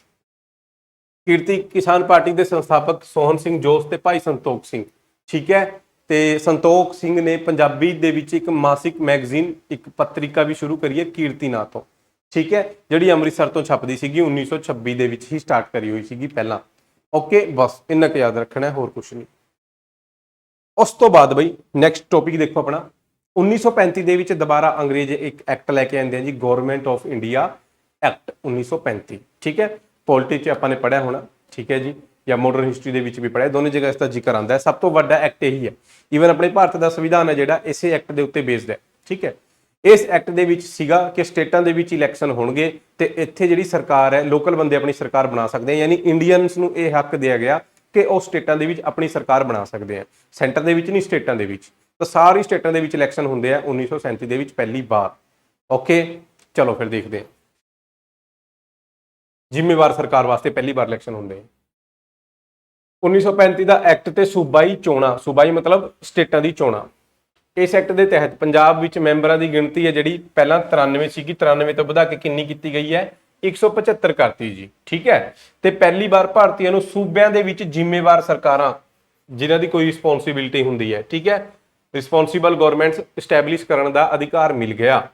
ਓਕੇ, ਤਾਂ ਭਾਰਤ ਸਰਕਾਰ ਐਕਟ 1935 ਦੇ ਅਨੁਸਾਰ 1937 ਦੇ ਵਿੱਚ ਇਲੈਕਸ਼ਨ ਹੁੰਦੇ ਆ, ਯਾਦ ਰੱਖਣਾ ਹੈ। ਤੇ ਹਰ ਸਟੇਟ ਦੇ ਵਿੱਚ ਸਰਕਾਰ ਬਣਦੀ ਹੈ। ਤੇ ਜ਼ਿਆਦਾਤਰ ਦੇਖੋ ਉਸ ਟਾਈਮ 11 ਦੇ ਵਿੱਚ ਇਲੈਕਸ਼ਨ ਹੋਏ ਸੀ, ਤਿੰਨਾਂ ਨੂੰ ਛੱਡ ਕੇ ਬਾਕੀ ਸਾਰਿਆਂ 'ਚ ਕਾਂਗਰਸ ਨੇ ਸਰਕਾਰ ਬਣਾਈ ਹੈ, 8 'ਚ ਦੇਖ ਲਾਂਗੇ ਆਪਾਂ, ਠੀਕ ਹੈ। ਜ਼ਿਆਦਾ ਡਿਟੇਲ 'ਚ ਤਾਂ ਆਪਾਂ ਸਿਰਫ ਪੰਜਾਬ ਨੂੰ ਹੀ ਪੜਾਂਗੇ, ਬਾਕੀਆਂ ਬਾਰੇ 2-2 4-4 ਪੁਆਇੰਟ ਦੇਖ ਲਓ। ਕੁੱਲ 11 ਸੂਬੇ ਦੇ ਵਿੱਚੋਂ ਕਾਂਗਰਸ ਨੇ 5 ਸੂਬੇ ਦੇ ਵਿੱਚ ਤਾਂ ਕਲੀਅਰ ਮੈਜੋਰਟੀ ਹਾਸਿਲ ਕਰੀ ਹੈ, ਠੀਕ ਹੈ, ਪੂਰਨ ਬਹੁਮਤ। ਕਿਹੜੇ 5 ਸੂਬੇ ਸੀਗੇ? ਕੇਂਦਰੀ ਸੂਬਾ ਯਾਨੀ ਮੱਧ ਪ੍ਰਦੇਸ਼ ਵਾਲਾ ਏਰੀਆ ਹੋ ਗਿਆ, ਸੈਂਟਰਲ ਪ੍ਰੋਵਿੰਸ ਜਾਂ ਸੀਪੀ ਯਾਨੀ ਮੱਧ ਪ੍ਰਦੇਸ਼। ਸੰਯੁਕਤ ਸੂਬਾ ਯੂਨਾਈਟਿਡ ਪ੍ਰੋਵਿੰਸ ਯਾਨੀ ਯੂਪੀ ਦੀ ਗੱਲ ਹੋ ਰਹੀ ਹੈ, ਬਿਹਾਰ, ਓਡੀਸ਼ਾ ਤੇ ਮਦਰਾਸ। ਇਹ 5 ਸਟੇਟਾਂ ਸੀਗੀ, ਕਾਂਗਰਸ ਨੂੰ ਕਲੀਅਰ ਮੈਜੋਰਟੀ ਹੈ, ਜਿੰਨੀ ਸੀਟਾਂ ਚਾਹੀਦੀ ਉਨੀ ਹੈਗੀ ਹੈ, ਸਰਕਾਰ ਬਣ ਗਈ। ਬੰਬਈ ਦੇ ਵਿੱਚ ਲਗਭਗ ਸਪਸ਼ਟ ਬਹੁਮਤ ਸੀਗਾ ਜੀ, ਲਗਭਗ ਸਪਸ਼ਟ। ਇੱਕ ਅੱਧੀ ਸੀਟ ਦੀ ਜ਼ਰੂਰਤ ਸੀ, ਉਹ ਆਜ਼ਾਦ ਬੰਦੇ ਮਿਲ ਗਏ, ਯਾਨੀ ਉੱਥੇ ਵੀ ਸਮਝੋ ਕਿ ਸਰਕਾਰ ਬਣੀ ਹੈ। ਇਸੇ ਕਰਕੇ ਕਈ ਜਗ੍ਹਾ ਬੁੱਕ ਦੇ ਵਿੱਚ ਇਹ ਲਿਖਿਆ ਮਿਲ ਜੂਗਾ ਤੁਹਾਨੂੰ ਕਿ ਕੁੱਲ 11 ਸੂਬਿਆਂ ਚੋਂ 6 ਸੂਬੇ ਦੇ ਵਿੱਚ ਬਹੁਮਤ ਹਾਸਿਲ ਸੀਗਾ, ਠੀਕ ਹੈ, ਬਹੁਮਤ ਹਾਸਿਲ ਸੀਗਾ, ਕਲੀਅਰ ਮੈਜੋਰਟੀ। ਹਾਲਾਂਕਿ ਜੇ ਥੋੜਾ ਡਿਟੇਲ 'ਚ ਜਾਂਦੇ ਆ ਤਾਂ ਪਤਾ ਲੱਗਦਾ 5 'ਚ ਕਲੀਅਰ ਸੀਗਾ, 6ਵੇਂ ਦੇ ਵਿੱਚ ਇੱਕ ਅੱਧੀ ਸੀਟ ਦੀ ਕਮੀ ਸੀ, ਠੀਕ ਹੈ। 175 ਸੀਟਾਂ ਦੇ ਵਿੱਚੋਂ 86 ਸੀਟਾਂ ਮਿਲ ਗਈ ਸੀਗੀ, ਠੀਕ ਹੈ। ਓਕੇ, ਫਿਰ ਜੀ ਇਹ ਤਾਂ 6 ਦੇ ਵਿੱਚ ਤਾਂ ਚਲੋ ਲਗਭਗ ਸਪਸ਼ਟ ਬਹੁਮਤ ਮਿਲ ਗਿਆ, ਤੇ 6 ਦੇ ਵਿੱਚ ਤਾਂ ਬੜੇ ਆਰਾਮ ਨਾਲ ਸਰਕਾਰ ਬਣਾ ਗਈ, ਠੀਕ ਹੈ। ਉਸ ਤੋਂ ਬਾਅਦ 2 ਸਟੇਟਾਂ ਹੋਰ ਸੀਗੀ, ਇੱਕ ਸੀਗੀ ਜੀ north West front province, NWFP, ਜਿਹੜਾ ਆਪਣਾ ਪੰਜਾਬ ਹੈ, ਅੱਜ ਦਾ ਪੰਜਾਬ, ਤੇ ਉਸ ਤੋਂ ਅੱਗੇ ਪਾਕਿਸਤਾਨ ਦਾ ਪੰਜਾਬ, ਤੇ ਉਸ ਤੋਂ ਅੱਗੇ ਆ ਜਾਂਦਾ ਇਹ ਵਾਲੀ ਸਟੇਟ ਅਫਗਾਨਿਸਤਾਨ ਦੇ ਬਾਰਡਰ ਤੇ, north West front province, Afghanistan ਦੇ ਬਾਰਡਰ ਤੇ। ਇੱਥੇ ਤੇ ਅਸਾਮ, ਇੱਥੇ ਕਾਂਗਰਸ ਪਾਰਟੀ ਨੂੰ ਸਭ ਤੋਂ ਜ਼ਿਆਦਾ ਸੀਟਾਂ ਮਿਲੀਆਂ, ਮਤਲਬ ਲਾਰਜੈਸਟ ਪਾਰਟੀ ਇਹੀ ਸੀਗੀ, ਸਭ ਤੋਂ ਵੱਡੀ ਪਾਰਟੀ ਕਿਹੜੀ ਸੀਗੀ? ਕਾਂਗਰਸ। ਤੇ ਇੱਥੋਂ ਵੀ ਹੋਰ ਛੋਟੀ ਮੋਟੀ ਪਾਰਟੀਆਂ ਨਾਲ ਮਿਲ ਕੇ ਸਰਕਾਰ ਬਣਾ ਲਈ, ਯਾਨੀ ਕਾਂਗਰਸ ਨੇ 8 ਰਾਜਾਂ ਦੇ ਵਿੱਚ ਸਰਕਾਰ ਬਣਾ ਲਈ। 8 ਰਾਜ ਕਿਹੜੇ ਹੈ? 5 ਇਹ ਹੋ ਗਏ, ਇੱਕ ਬੰਬੇ ਹੋ ਗਿਆ, ਤੇ 2 ਇਹ ਹੋ ਗਏ ਜਿੱਥੇ ਸਭ ਤੋਂ ਵੱਡੀ ਪਾਰਟੀ ਸੀਗੀ। ਟੋਟਲ 8 ਦੇ ਵਿੱਚ ਕਾਂਗਰਸ ਦੀ ਸਰਕਾਰ ਬਣ ਗਈ। ਬਚੀ 3 ਸਟੇਟਾਂ, ਉਹ 3 ਕਿਹੜੇ ਆ ਬਈ? ਇਹ ਹੈਗੇ ਆ 3, ਬੰਗਾਲ, ਪੰਜਾਬ ਤੇ ਸਿੰਧ। ਇੱਥੇ ਕਾਂਗਰਸ ਨੂੰ ਕੋਈ ਵੋਟ ਮਤਲਬ ਅੱਛੀ ਤਰ੍ਹਾਂ ਨਹੀਂ ਪਈ ਹੈ, ਇੱਥੇ ਸਰਕਾਰ ਨਹੀਂ ਬਣੀ। ਬੰਗਾਲ ਦੇ ਵਿੱਚ ਕ੍ਰਿਸ਼ਕ ਪ੍ਰਜਾ ਪਾਰਟੀ, ਇਹਦੀ ਸਰਕਾਰ ਬਣਦੀ ਹੈ, ਫਜ਼ਲੁਲ ਹਕ ਮੁੱਖ ਮੰਤਰੀ ਬਣਦਾ ਹੈ। ਪੰਜਾਬ ਦੇ ਵਿੱਚ ਸੁਪਰ ਇੰਪੋਰਟੈਂਟ ਹੈ, ਪੰਜਾਬ ਬਾਰੇ ਯਾਦ ਰੱਖਣਾ, ਯੂਨੀਅਨਿਸਟ ਪਾਰਟੀ ਦੀ ਸਰਕਾਰ ਬਣਦੀ ਹੈ, ਸਿਕੰਦਰ ਹਯਾਤ ਖਾਨ ਮੁੱਖ ਮੰਤਰੀ ਬਣਦਾ ਹੈ। ਸਿੰਧ ਦੇ ਵਿੱਚ ਸਿੰਧ ਯੂਨਾਈਟਿਡ ਪਾਰਟੀ ਤੇ ਗੁਲਾਮ ਹੁਸੈਨ ਦਾ ਗਰੁੱਪ ਹੁੰਦਾ ਹੈ, ਉਹ ਮਿਲ ਕੇ ਅੱਲਾ ਬਖਸ਼ ਨੂੰ ਬਣਾਉਂਦੇ ਆ। ਆਪਾਂ ਸਿਰਫ ਇਹ ਗੱਲਾਂ ਉਹੀ ਅੰਗਰੇਜ਼ੀ 'ਚ ਲਿਖੀਆਂ ਵੀ, ਅੰਗਰੇਜ਼ੀ ਵਾਲੇ ਨੋਟ ਕਰ ਲੈਣ, ਸਕਰੀਨਸ਼ਾਟ ਲੈ ਲਓ। ਆਪਾਂ ਆਪਣੇ ਪੰਜਾਬ ਤੇ ਚੱਲਦੇ ਹਾਂ। ਕੁੱਲ ਮਿਲਾ ਕੇ ਗੱਲ ਇਹ ਹੈ, ਪੰਜਾਬ ਦੇ ਵਿੱਚ 175 ਸੀਟਾਂ ਦੇ ਚੋਣਾਂ ਹੁੰਦੀਆਂ। ਯੂਨੀਅਨਿਸਟ ਪਾਰਟੀ ਸੀਗੀ ਆਪਣੇ ਪੰਜਾਬ ਦੀ ਬਈ 96 ਸੀਟਾਂ ਜਿੱਤੀਆਂ ਇਹਨੇ। ਕਿੰਨੀ? 96, ਯਾਨੀ ਆਰਾਮ ਨਾਲ ਇਹਨੇ ਸਰਕਾਰ ਬਣਾ ਲਈ, ਕੋਈ ਦਿੱਕਤ ਨਹੀਂ। 14 ਸੀਟਾਂ ਮਿਲੀਆਂ ਜੀ ਖਾਲਸਾ ਨੈਸ਼ਨਲ ਪਾਰਟੀ ਨੂੰ, ਕਾਂਗਰਸ ਨੂੰ ਮਿਲੀਆਂ ਸਿਰਫ 18। ਅਕਾਲੀਆਂ ਨੇ ਵੀ ਲੜਿਆ ਸੀਗਾ ਜੀ ਚੋਣਾਂ, 10 ਸੀਟਾਂ, ਤੇ ਬਾਕੀ ਆਜ਼ਾਦਾਂ ਨੂੰ ਮਿਲੀਆਂ, ਠੀਕ ਹੈ। ਤਾਂ ਸਰਕਾਰ ਕਿਹਦੀ ਬਣੂਗੀ? ਯੂਨੀਅਨਿਸਟ ਪਾਰਟੀ ਦੀ। ਸੁਪਰ ਇੰਪੋਰਟੈਂਟ ਹੈ, ਯਾਦ ਰੱਖਣਾ ਪੰਜਾਬ ਬਾਰੇ ਕੱਲੀ ਪੁਆਇੰਟ। ਯੂਨੀਅਨਿਸਟ ਪਾਰਟੀ ਦੀ ਸਰਕਾਰ ਬਣੀ ਤੇ ਸਿਕੰਦਰ ਹਯਾਤ ਖਾਨ ਪੰਜਾਬ ਦੇ ਮੁੱਖ ਮੰਤਰੀ ਬਣਦੇ ਆ, ਠੀਕ ਹੈ। ਕੋਈ ਦਿੱਕਤ ਨਹੀਂ ਇਹਨਾਂ ਨੂੰ ਆਈ, ਬਿਲਕੁਲ ਕਲੀਅਰ ਮੈਜੋਰਟੀ ਨਾਲ ਸੀਗੀ ਗਵਰਨਮੈਂਟ ਬਣੀ ਹੈ। ਬਾਕੀ ਜਿਵੇਂ ਖਾਲਸਾ ਨੈਸ਼ਨਲ ਪਾਰਟੀ ਹੋ ਗਈ, ਇਹ ਸਾਰੇ ਵੀ ਇਹਦੇ ਨਾਲ ਹੀ ਰਲ ਜਾਂਦੇ ਆ। ਬਾਅਦ ਦੇ ਵਿੱਚ ਖਾਲਸਾ ਨੈਸ਼ਨਲ ਪਾਰਟੀ ਵੀ ਸਰਕਾਰ ਦੇ ਨਾਲ ਹੀ ਰਲ ਗਈ, ਠੀਕ ਹੈ। ਉਹਨਾਂ ਦਾ ਵੀ ਇੱਕ ਬੰਦਾ ਸੁੰਦਰ ਸਿੰਘ ਮਜੀਠੀਆ, ਉਹ ਵੀ ਸਰਕਾਰ 'ਚ ਸ਼ਾਮਿਲ ਹੋਇਆ, ਉਹਨੂੰ ਵੀ ਮੰਤਰੀ ਪਦ ਕੋਈ ਮਿਲਿਆ, ਠੀਕ ਹੈ। ਬਾਅਦ ਦੇ ਵਿੱਚ ਮੁਸਲਿਮ ਲੀਗ ਨੂੰ ਵੈਸੇ ਤਾਂ ਪੰਜਾਬ 'ਚ ਕੋਈ ਖਾਸ ਰਿਸਪੌਂਸ ਮਿਲਿਆ ਨਹੀਂ ਸੀਗਾ, ਮਤਲਬ ਪੰਜਾਬ 'ਚ ਉਹਨਾਂ ਨੇ ਇਲੈਕਸ਼ਨ ਇੰਨੀ ਵਧੀਆ ਤਰੀਕੇ ਨਾਲ ਲੜਿਆ ਵੀ ਨਹੀਂ ਉਸ ਟਾਈਮ, ਪਰ ਉਹ ਚਲਾਕੀ ਦੇ ਨਾਲ ਕੀ ਕਰਦੇ ਆ, ਇਹਦੇ ਨਾਲ ਗਠਬੰਧਨ ਕਰਦੇ ਆ। 15 ਅਕਤੂਬਰ 1937 ਨੂੰ ਮੁਸਲਿਮ ਲੀਗ ਦਾ ਨੇਤਾ ਸੀਗਾ ਜੀ ਮੁਹੰਮਦ ਅਲੀ ਜਿੰਨਾ।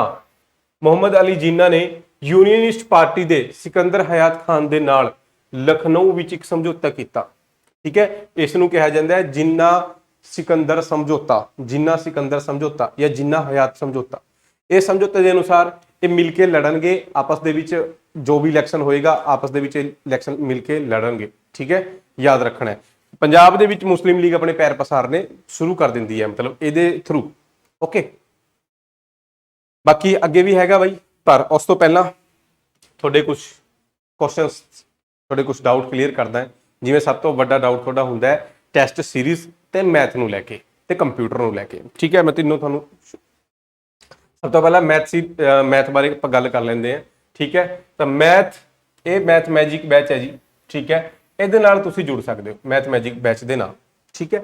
ਇਹਦੀ ਜੋ ਵੀ ਫੀਸ ਹੈ ਉਹਦੇ ਤੇ ਤੁਹਾਨੂੰ 30% ਆਫ ਮਿਲ ਜਾਏਗਾ ਜੇ ਤੁਸੀਂ ਕੂਪਨ ਯੂਜ਼ ਕਰੋਗੇ ASR, ਠੀਕ ਹੈ। ਇਹ ਸ਼ੋ ਨਹੀਂ ਹੁੰਦਾ, ਤੁਸੀਂ ਫਿਲ ਕਰਨਾ ਹੁੰਦਾ ਹੈ ASR 30 ਕੂਪਨ, ਠੀਕ ਹੈ। ਇੱਕ ਤਾਂ ਇਹ ਯਾਦ ਰੱਖ ਲਓ। ਦੂਜਾ, ਮੈਥ ਕਿਹੋ ਜਿਹੇ ਕਰਾਉਂਦੇ ਆ ਦੀਪ ਸਰ, ਮੇਰੇ ਕੋਲ ਕੋਈ ਵਰਡਿੰਗ ਹੈ ਨਹੀਂ ਇਹਨਾਂ ਦੀ ਤਾਰੀਫ ਵਾਸਤੇ, ਸਿੰਪਲ ਜੀ ਗੱਲ ਹੈ, ਠੀਕ ਹੈ। ਜਿੰਨੀ ਵੀ ਕਲਾਸਾਂ, ਮਤਲਬ ਜਿੰਨੇ ਵੀ ਚੈਨਲ ਹੈਗੇ ਆ ਪੰਜਾਬ ਦੇ, ਸਾਰੇ ਚੈਨਲਾਂ ਦੇ ਉੱਤੇ ਜਾ ਕੇ ਤੁਸੀਂ ਦੇਖੋ, ਜਿੰਨੀ ਕਲਾਸਾਂ ਦੀਪ ਸਰ ਨੇ ਪੰਜਾਬ ਦੇ ਪੇਪਰਾਂ ਦੇ ਲਈ ਆਪਣੇ ਚੈਨਲ ਤੇ ਕਰਾਈ ਹੋਈ ਆ ਨਾ, ਉਹਨੇ ਕਿਸੇ ਵੀ ਚੈਨਲ ਨੇ ਨਹੀਂ ਕਰਾਈ ਹੋਈ, ਠੀਕ ਹੈ। ਤੇ ਯਾਦ ਰੱਖਣਾ ਹੈ, ਬਸ ਚੈਨਲ ਨੂੰ ਸਬਸਕ੍ਰਾਈਬ ਕਰੋ। ਚੈਨਲ ਨੂੰ ਸਬਸਕ੍ਰਾਈਬ ਕਰਕੇ ਹਰ ਮੈਥ ਦੇ ਹਰ ਚੈਪਟਰ ਦੀ ਪਲੇਲਿਸਟ ਤੁਹਾਨੂੰ ਮਿਲ ਜੇਗੀ, ਉੱਥੇ ਕਲਾਸਾਂ ਲਗਾਓ। ਜੇ ਤੁਹਾਨੂੰ ਸਮਝ ਆਉਂਦਾ ਹੈ ਵਧੀਆ ਤਰੀਕੇ ਦੇ ਨਾਲ, ਤੇ ਮੈਨੂੰ ਗਾਰੰਟੀ ਹੈ ਇਹ ਬਿਲਕੁਲ, ਜੇ ਤੁਹਾਨੂੰ ਮੈਥ ਬਿਲਕੁਲ ਤੁਸੀਂ ਕਹਿੰਦੇ ਹੋ ਨਾ ਵੀ ਜ਼ੀਰੋ ਆ, ਹੈ ਨਾ, ਜ਼ੀਰੋ ਤੋਂ ਬਿਲਕੁਲ ਟੌਪ ਲੈਵਲ ਤੱਕ, ਤਾਂ ਇਹਨਾਂ ਤੋਂ ਵਧੀਆ ਮੈਂ ਤੁਹਾਨੂੰ ਪੰਜਾਬ 'ਚ ਕੋਈ ਕਰਾ ਵੀ ਨਹੀਂ ਸਕਦਾ, ਠੀਕ ਹੈ। ਗਾਰੰਟੀ ਹੈ ਮੇਰੀ, ਠੀਕ ਹੈ ਜੀ। ਤੇ ਬਾਕੀ ਟੈਸਟ ਸੀਰੀਜ਼ ਦੀ ਗੱਲ ਕਰਦੇ ਹਾਂ ਤਾਂ ਟੈਸਟ ਸੀਰੀਜ਼ ਪੰਜਾਬ ਪੁਲਿਸ ਵਾਸਤੇ ਆਲਰੇਡੀ ਹੈਗੀ ਹੈ। ਹਰ ਸੰਡੇ ਪੰਜਾਬ ਪੁਲਿਸ ਵਾਸਤੇ ਟੈਸਟ ਵੀ ਹੁੰਦਾ ਹੈ, ਤੇ SSS ਬੋਰਡ ਦੇ ਹੋਰ ਜਿਹੜੇ ਐਗਜ਼ਾਮ ਹੈਗੇ ਆ ਉਹਨਾਂ ਵਾਸਤੇ ਟੈਸਟ ਸੀਰੀਜ਼ ਵੀ ਆਪਾਂ ਜਲਦ ਲੈ ਕੇ ਆਵਾਂਗੇ, ਠੀਕ ਹੈ। ਜਦੋਂ ਟੈਸਟ ਸੀਰੀਜ਼ ਆਏਗੀ ਤਾਂ ਟੈਸਟ ਫ੍ਰੀ ਵੀ ਕੰਡਕਟ ਕਰਾਵਾਂਗੇ ਆਪਾਂ ਸੰਡੇ ਨੂੰ, ਤੇ ਤੁਹਾਨੂੰ ਵੀਡੀਓ ਬਣਾ ਕੇ ਜਾਂ YouTube ਦੇ ਉੱਤੇ ਜਾਂ ਮੈਂ ਟੈਲੀਗ੍ਰਾਮ ਦੇ ਉੱਤੇ ਜ਼ਰੂਰ ਇਨਫੋਰਮ ਕਰੂੰਗਾ, ਠੀਕ ਹੈ। ਓਕੇ। ਤੇ ਪੰਜਾਬ ਜੀਕੇ ਤੋਂ ਬਾਅਦ ਆਪਾਂ ਸਾਇੰਸ ਤੇ ਕੰਪਿਊਟਰ ਵੀ ਸਟਾਰਟ ਕਰਾਂਗੇ, ਟੈਨਸ਼ਨ ਨਾ ਲਓ, ਓਕੇ। ਤੇ ਬਾਕੀ ਇੰਡੀਅਨ ਪੋਲਿਟੀ ਇਹ ਆਲਰੇਡੀ ਕਵਰ ਕਰਾ ਚੁੱਕਿਆ ਮੈਂ ਸਾਰੀ ਐਪ ਦੇ ਉੱਤੇ, ਥਿਓਰੀ ਵਾਈਜ਼ ਕਲਾਸਾਂ ਵੀ ਹੈਗੀਆਂ ਤੇ YouTube ਦੇ ਉੱਤੇ ਪ੍ਰੈਕਟਿਸ ਵੀ ਹੈਗੀ ਹੈ। ਇਹ ਹਿਸਟਰੀ ਦਾ ਬੈਚ ਹੈ, ਬਾਕੀ ਸਾਰੇ ਬੈਚ ਹੈਗੇ ਹੀ ਹੈ ਬਾਈ। ਕੋਈ ਡਾਊਟ ਹੈ, ਕੋਈ ਕੁਐਰੀ ਹੈ, ਮੈਨੂੰ ਇੱਥੇ ਮੈਸੇਜ ਕਰ ਲਿਓ। ਇਹ ਇੰਸਟਾਗ੍ਰਾਮ ਅਕਾਊਂਟ ਹੈ, ਤੇ ਡੇਲੀ ਕਵਿਜ਼ ਤੇ ਮੇਰੀ ਕਲਾਸਾਂ ਦੇ ਲਿੰਕ ਵਾਸਤੇ ਇਹ ਮੇਰਾ ਚੈਨਲ ਹੈ ਜੀ, ਅੰਕਿਤ ਸਿੰਘ ਆਫੀਸ਼ੀਅਲ ਦੇ ਨਾਂ ਤੋਂ, ਅੰਕਿਤ ਸਿੰਘ ਰਾਣਾ ਆਫੀਸ਼ੀਅਲ ਦੇ ਨਾਂ ਤੋਂ ਟੈਲੀਗ੍ਰਾਮ ਚੈਨਲ। ਜੇ ਟੈਲੀਗ੍ਰਾਮ ਯੂਜ਼ ਕਰਦੇ ਹੋ ਤਾਂ ਡੈਫੀਨੇਟਲੀ ਇੱਥੇ ਨਾਲ ਇਹਦੇ ਨਾਲ ਜ਼ਰੂਰ ਜੁੜੋ ਬਾਈ, ਓਕੇ। ਤੇ ਇੱਕ ਇਹ ਚੈਨਲ ਹੈ ਪ੍ਰਤਾਪ ਅਕੈਡਮੀ, ਓਕੇ। ਬਾਕੀ ਫ੍ਰੀ ਟੈਸਟ ਮੈਂ ਤੁਹਾਨੂੰ ਕਿਹਾ ਹੀ ਹੈ ਬਾਈ, ਇਹ ਐਪ ਆਪਣੀ ਹੈਗੀ ਹੈ, ਇਹ ਡਾਊਨਲੋਡ ਕਰ ਲਓ। ਕੋਈ ਕੁਐਰੀ, ਕੋਈ ਡਾਊਟ, ਕੁਝ ਵੀ ਹੈ ਇੱਥੇ ਮੈਸੇਜ ਕਰ ਲਓ ਬਸ, ਠੀਕ ਹੈ। ਆ ਜਾਓ ਆਪਣੇ ਟੌਪਿਕ ਦੇ ਉੱਤੇ। ਮੁਸਲਿਮ ਲੀਗ ਨੇ ਪੰਜਾਬ ਦੇ ਵਿੱਚ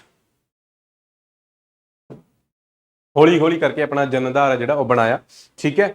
ਤੇ ਇੱਥੇ ਫਿਰ ਹੌਲੀ ਹੌਲੀ ਪੰਜਾਬ ਦੇ ਵਿੱਚ ਇਹਨਾਂ ਨੇ ਪਾਕਿਸਤਾਨ ਦੀ ਡਿਮਾਂਡ ਕਰਨੀ ਵੀ ਸ਼ੁਰੂ ਕਰੀ ਹੈ, ਠੀਕ ਹੈ, ਮੁਸਲਿਮ ਲੀਗ ਨੇ। ਤਾਂ ਉਹ ਆਪਾਂ ਦੇਖਾਂਗੇ ਪਾਕਿਸਤਾਨ ਦੀ ਡਿਮਾਂਡ, ਪਾਕਿਸਤਾਨ ਦੀ ਮੰਗ ਬਾਈ। 23 ਮਾਰਚ 1940 ਨੂੰ ਮੁਸਲਿਮ ਲੀਗ ਨੇ ਲਾਹੌਰ ਦੇ ਵਿੱਚ ਆਪਣਾ ਸੈਸ਼ਨ ਕਰਿਆ। ਕਿੱਥੇ ਕਰਿਆ? ਲਾਹੌਰ ਦੇ ਵਿੱਚ ਸੈਸ਼ਨ ਕਰਿਆ। ਉਸ ਦਾ ਪ੍ਰਧਾਨ ਕੌਣ ਸੀਗਾ? ਉਸ ਦਾ ਪ੍ਰਧਾਨ ਸੀਗਾ ਜੀ ਮੁਹੰਮਦ ਅਲੀ ਜਿਨਾ, ਠੀਕ ਹੈ ਜੀ। ਪਾਕਿਸਤਾਨ ਦੀ ਡਿਮਾਂਡ ਜਦੋਂ ਹੋਈ ਹੈ ਉਸ ਟਾਈਮ ਮੁਸਲਿਮ ਲੀਗ ਦਾ ਪ੍ਰਧਾਨ ਕੌਣ ਸੀਗਾ? ਮੁਹੰਮਦ ਅਲੀ ਜਿਨਾ।